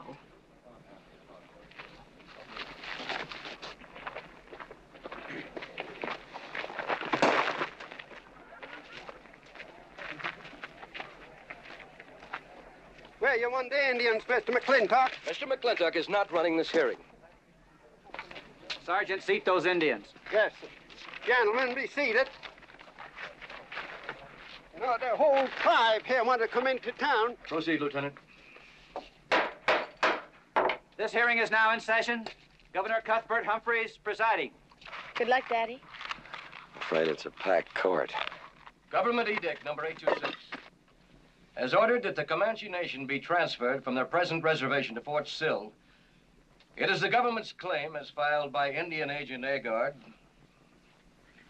that these chiefs, after being released from prison by a kindly government, did then rouse and incite defiance among the tribe against said order. It seems, gentlemen, that although some of these chiefs speak English, Chief Puma is quite at home in our language, they have chosen Mr. McClintock to be their spokesman. I speak for the Comanche, or rather I offer this translation. Proceed, Mr. McClintock.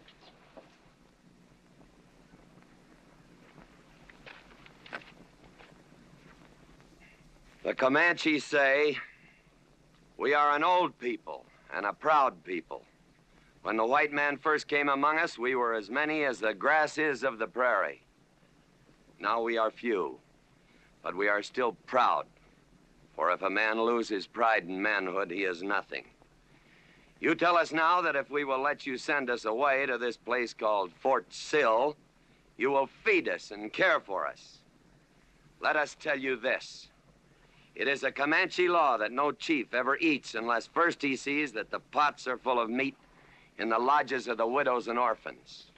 It is the Comanche way of life. This that the white man calls charity is a fine thing for widows and orphans, but no warrior can accept it. For if he does, he is no longer a man, and when he is no longer a man, he is nothing, and better off dead. You say to the Comanche, you are widows and orphans. You are not men. And we, the Comanche, say we would rather be dead It will not be a remembered fight when you kill us, because we are few now and have few weapons. But we will fight, and we will die Comanche. Thank you, Big McClintock. Am I to gather that Comanche defy the government of the United States? Yes, you may gather that the Comanche defy the United States government, or at least this commission. Gentlemen, sit down to the evening chores.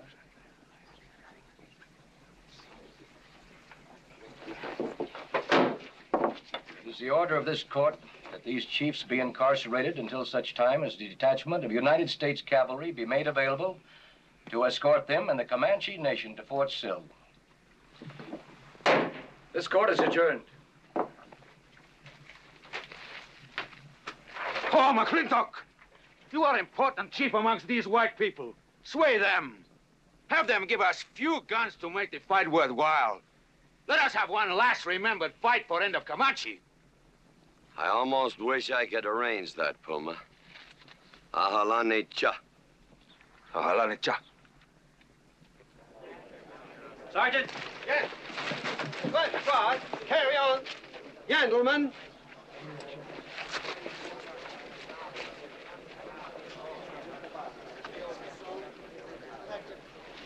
It's sad, these changing times.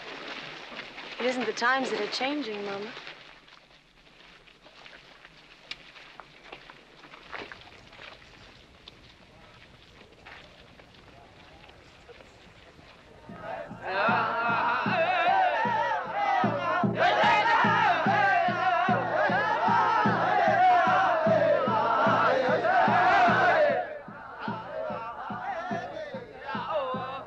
Hi, G.W. Hello, Lem.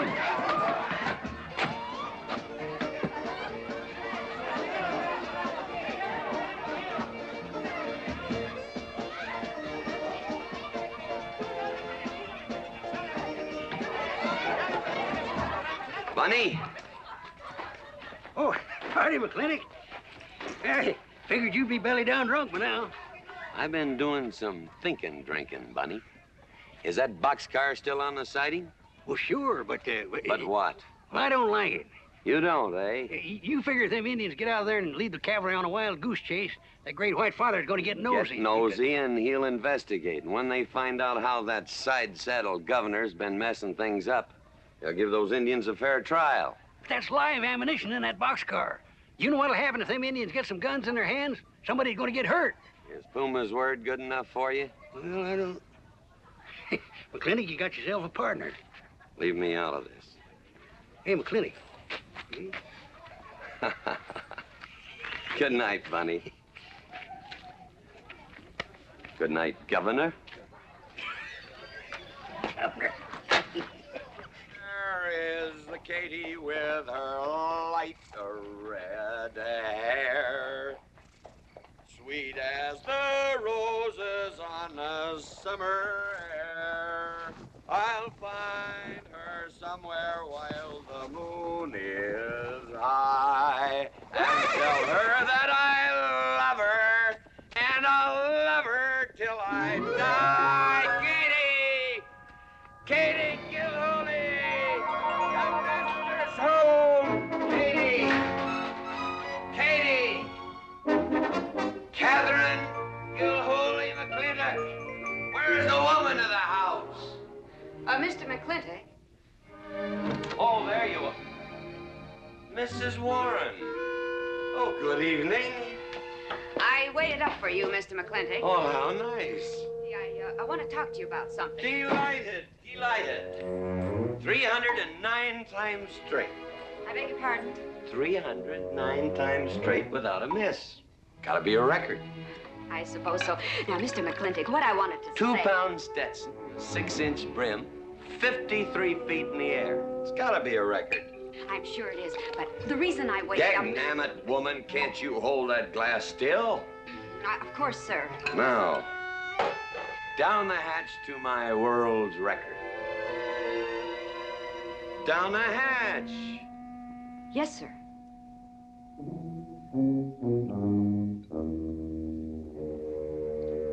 And now, to the governor of our territory. The governor of the territory, sir? Now, don't you stick up for him, Mrs. Warren. You're a fine woman, Mrs. Warren. But you'll certainly go down in my estimation if you stick up for Cuthbert H. Humphrey, governor of this territory. I don't mean to Down change... the hatch. Oh, yes, sir. Down the hatch. Cuthbert H. Humphrey, governor of our territory, is a cow. You know what a cow is, man? A cow is a specimen that is so worthless that you have to cut him out of the herd. Now, if all the people in the world were put in one herd, Cuthbert is the one I would throw my rope at. At whom? At whom I would throw my rope at. Natural-born cow. Another touch, ma'am? Oh, no, sir, no. Well, I don't mind if I do. Good. Can't walk on one leg. Oh, I didn't mean to be vulgar, ma'am. Can't walk one limb. It's all right. Sounds silly. Only a bird can walk on a limb. You know my wife? Her name's Kate. She insists on being called Catherine. Do you know her? Of course, Mr. McClintock, and that's what I wanted to talk Well, to you. she thinks that Cuthbert H. Humphrey is panting for her like a bull buffalo at the first green up of spring. But what Cuthbert is panting for is my money. Don't make me feel like I'm drinking alone, ma'am. Very well, Mr. McClintock, if you insist. Down the hatch. Good.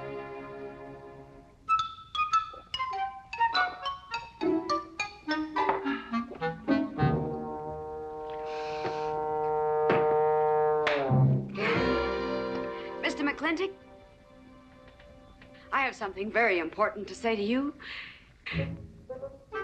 Very important.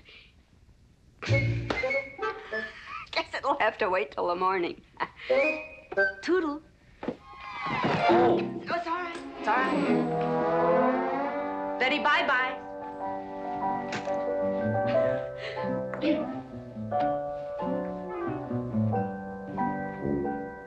Whoops. Oh.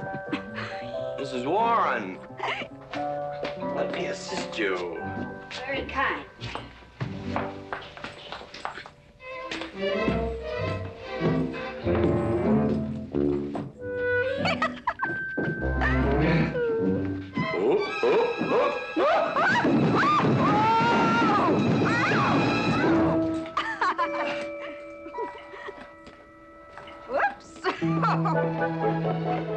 What's going on here? Now, Catherine, are you going to believe what you see or what I tell you? Mrs. McClintock, hope you won't misunderstand. It's the first 100 women sitting on his lap that I misunderstood. Number 101 is quite simple. Now, G.W. McClintock, I have some... He's gone to sleep. Just when I know exactly what I want to say to him, he goes to sleep. I waited up to talk to Mr. McClintock. I wanted to tell him I was quitting. You see, Sheriff Lord has asked me to marry him, and... Oh, congratulations. I don't want to seem prudish, but if you are going to marry Sheriff Lord, it seems to me that you're sitting on the wrong man's lap.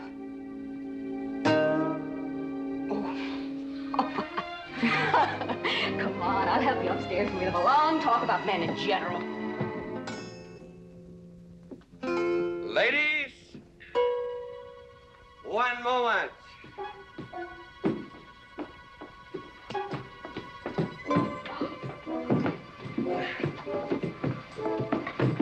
Oh! Watch out, you'll get us all killed. Oh! What?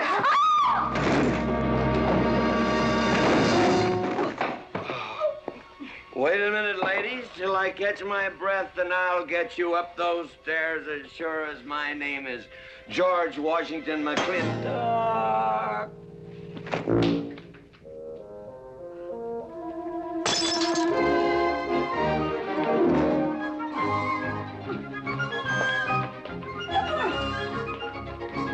You may be quitting, Miss Mrs. Wallace. Mrs. Ward. But not tomorrow. I want my breakfast in bed. I want to... I know. Toast, lightly brown. Somebody sure put a knob on my skull. Here's Katie. Speaking. Katie, why? Mrs. Warren was there. Oh. And there you was there. Oh. And there that whiskey bottle was there. Oh. And Katie's temper being what Katie's temper is, well, there you are. Drago, old friend. Huh? My wife does not understand me. Why, she means different than the other man. Come on, I gotta get you upstairs. Get you ready for that big celebration tomorrow.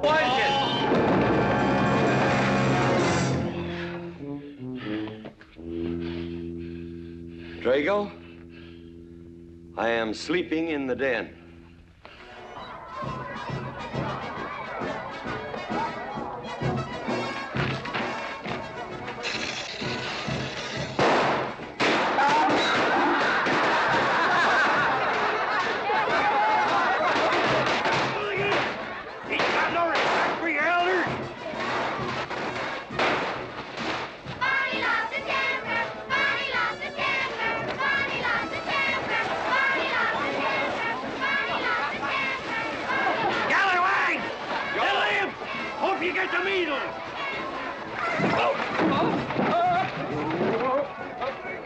Come on, get him aboard. Is everybody ready? Man in number 5 needs a flag cinch. Get him one. Let us know when you're ready.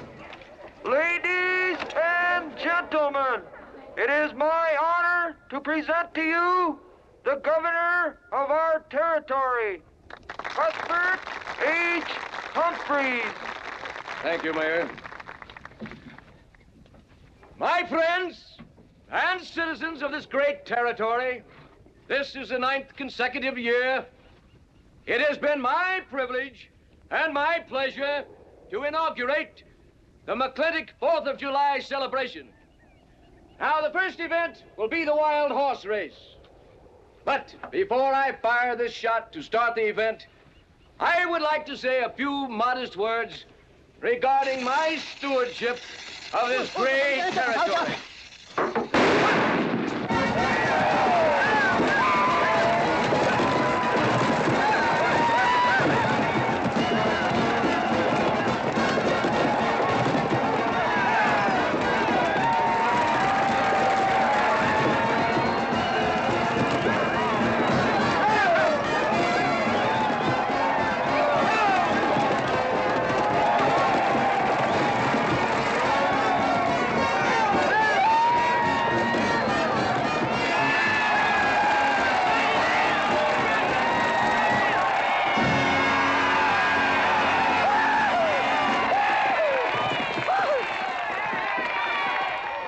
Professor Birnbaum.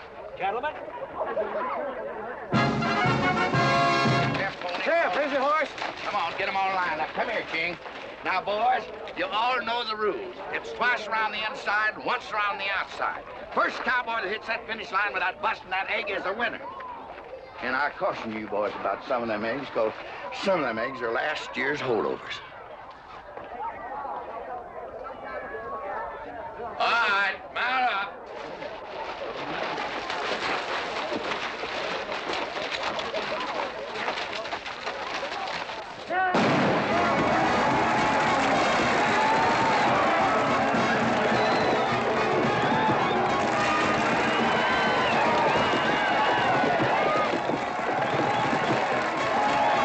Catherine, my dear, you seem to be enjoying yourself. Oh, yes.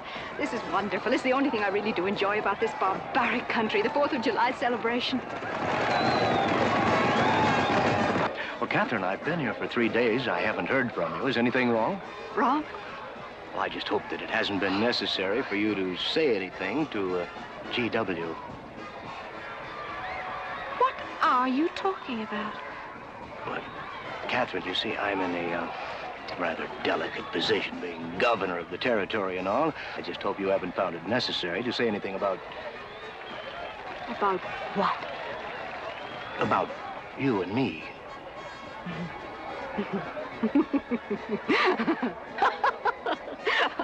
Why, you pompous windbag.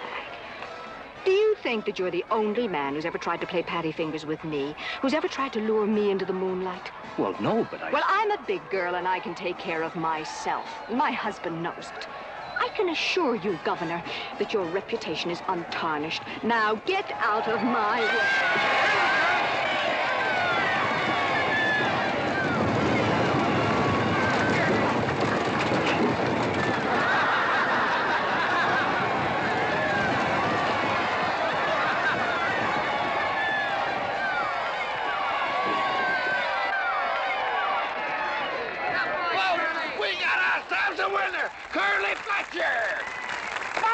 Curly!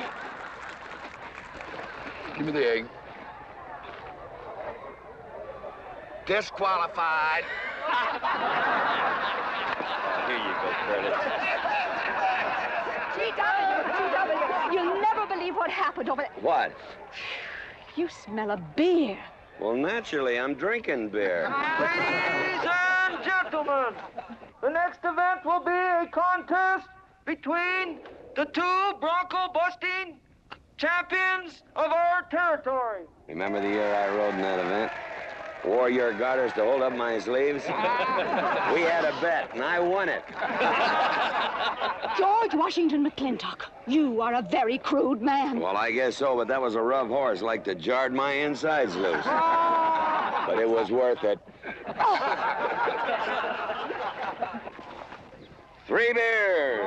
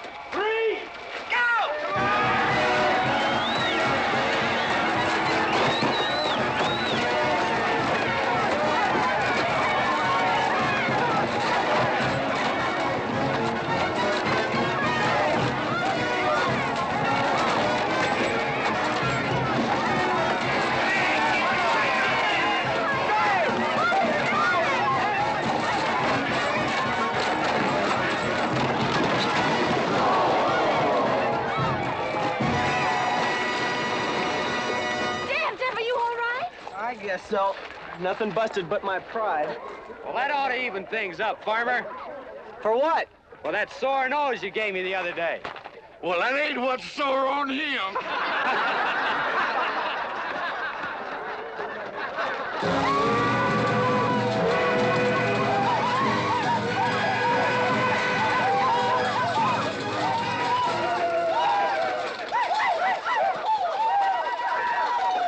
The closing event is the cow pony race.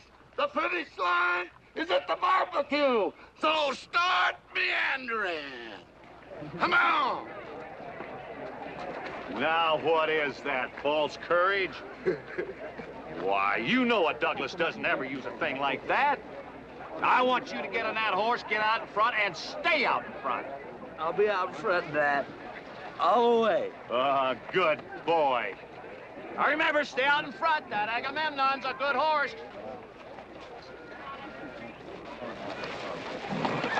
Oh, Agamemnon. 11:40 and she's on time. Oh, boy.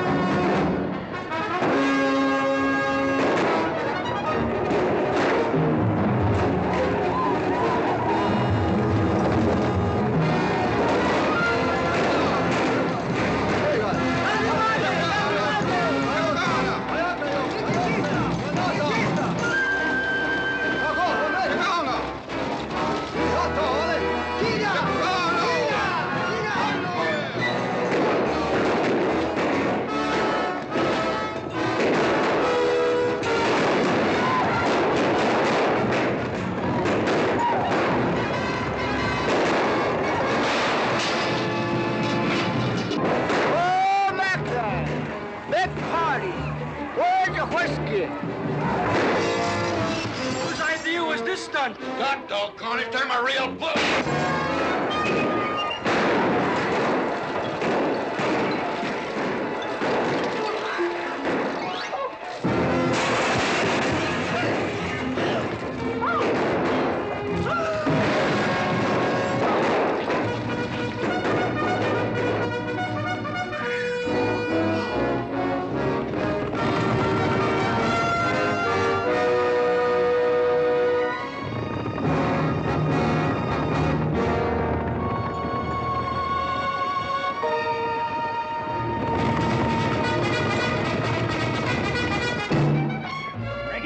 Excitement you'd want for one 4th of July, eh? Puma finally got his way, but I reckon he's riding out his last war party.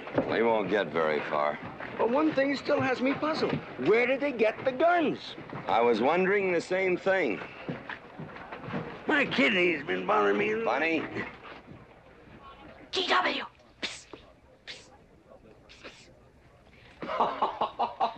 What an idiotic joke. Joke? Do you think that was a joke? Oh, shut up. Do you want everybody in town to see me? You look good in feathers. Oh. Dev, I think they've gone. Yeah. What are you going to do about it? What can I do? Nothing. Just like you've always done.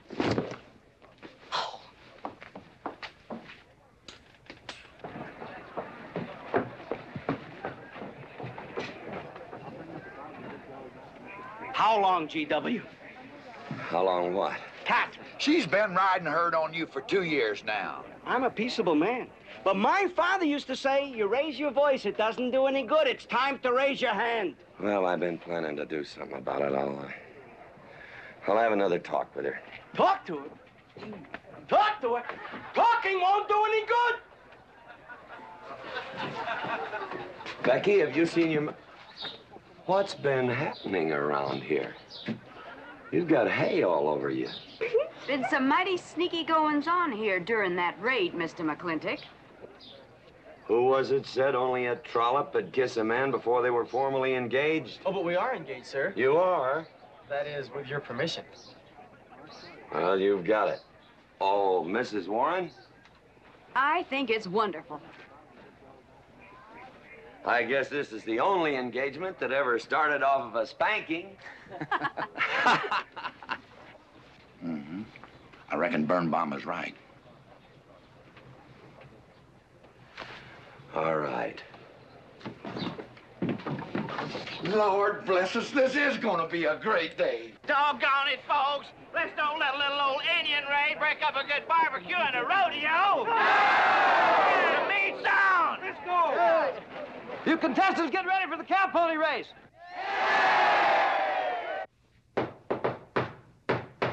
Who is it? It's me. Let me in. Not now. Right now. Are you insane? I want to talk to you. It'll have to wait. G.W. I've taken all I'm going to take from you. You are insane. You are going to tell me why you packed up, picked up, and walked out on me. 2 years ago, you remember, you came home from Denver with lipstick all over your clothes. Lipstick on my collar. I've got the shirts to prove it. Who cares? Why, you big...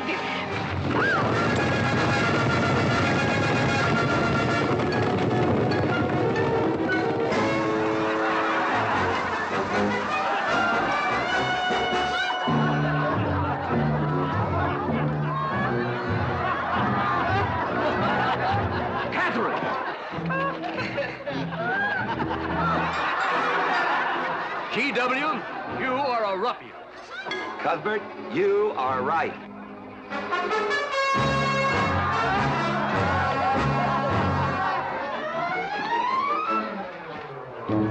Well, what kind of a family is that? The best. And dangerous, Ron. Who won the race? Who cares, Agard? History's being made.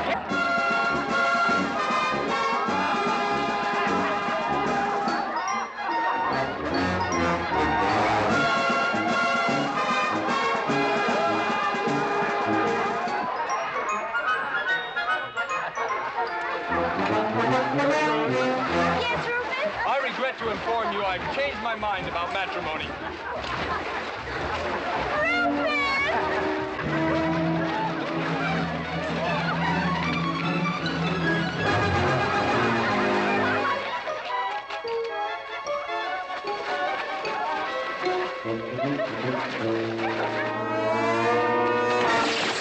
Hey, Mrs. McClintock!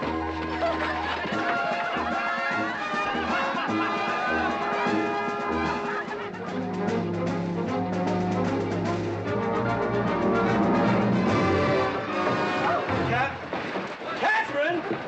Get out of here. Hands up. All right, everybody out.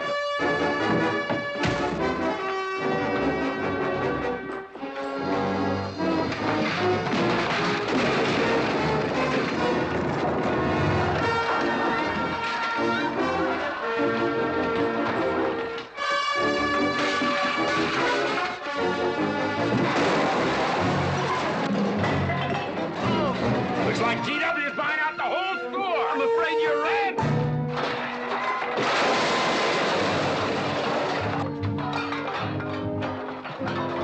Call me family! Call me family!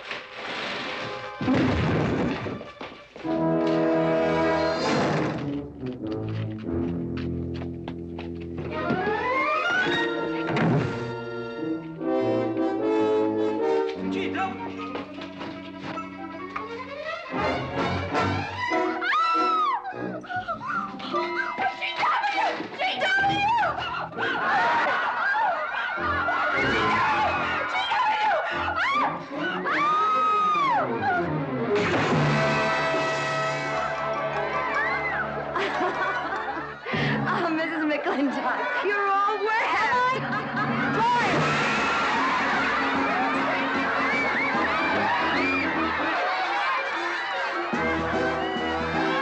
Wrong woman, G.W. Oh, pardon me.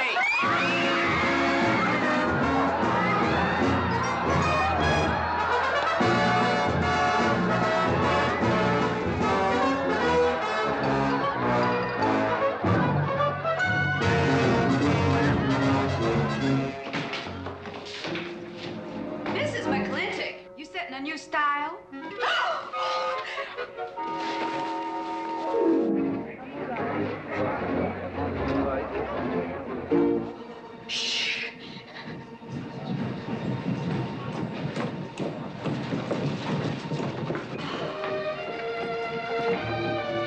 Mr. McClintock, in here!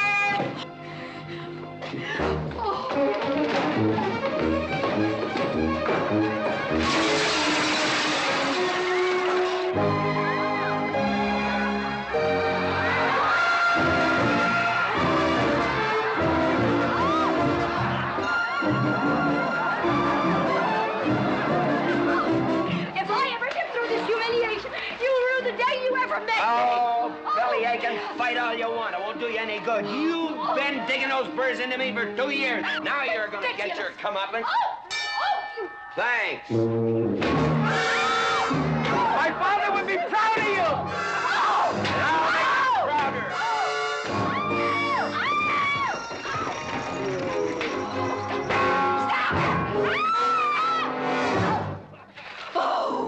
Keep it. You may need it. Now get your divorce. Home. Don't spare the horse. Home, you heard me. Don't think you're going to get rid of me that easy. Yeah.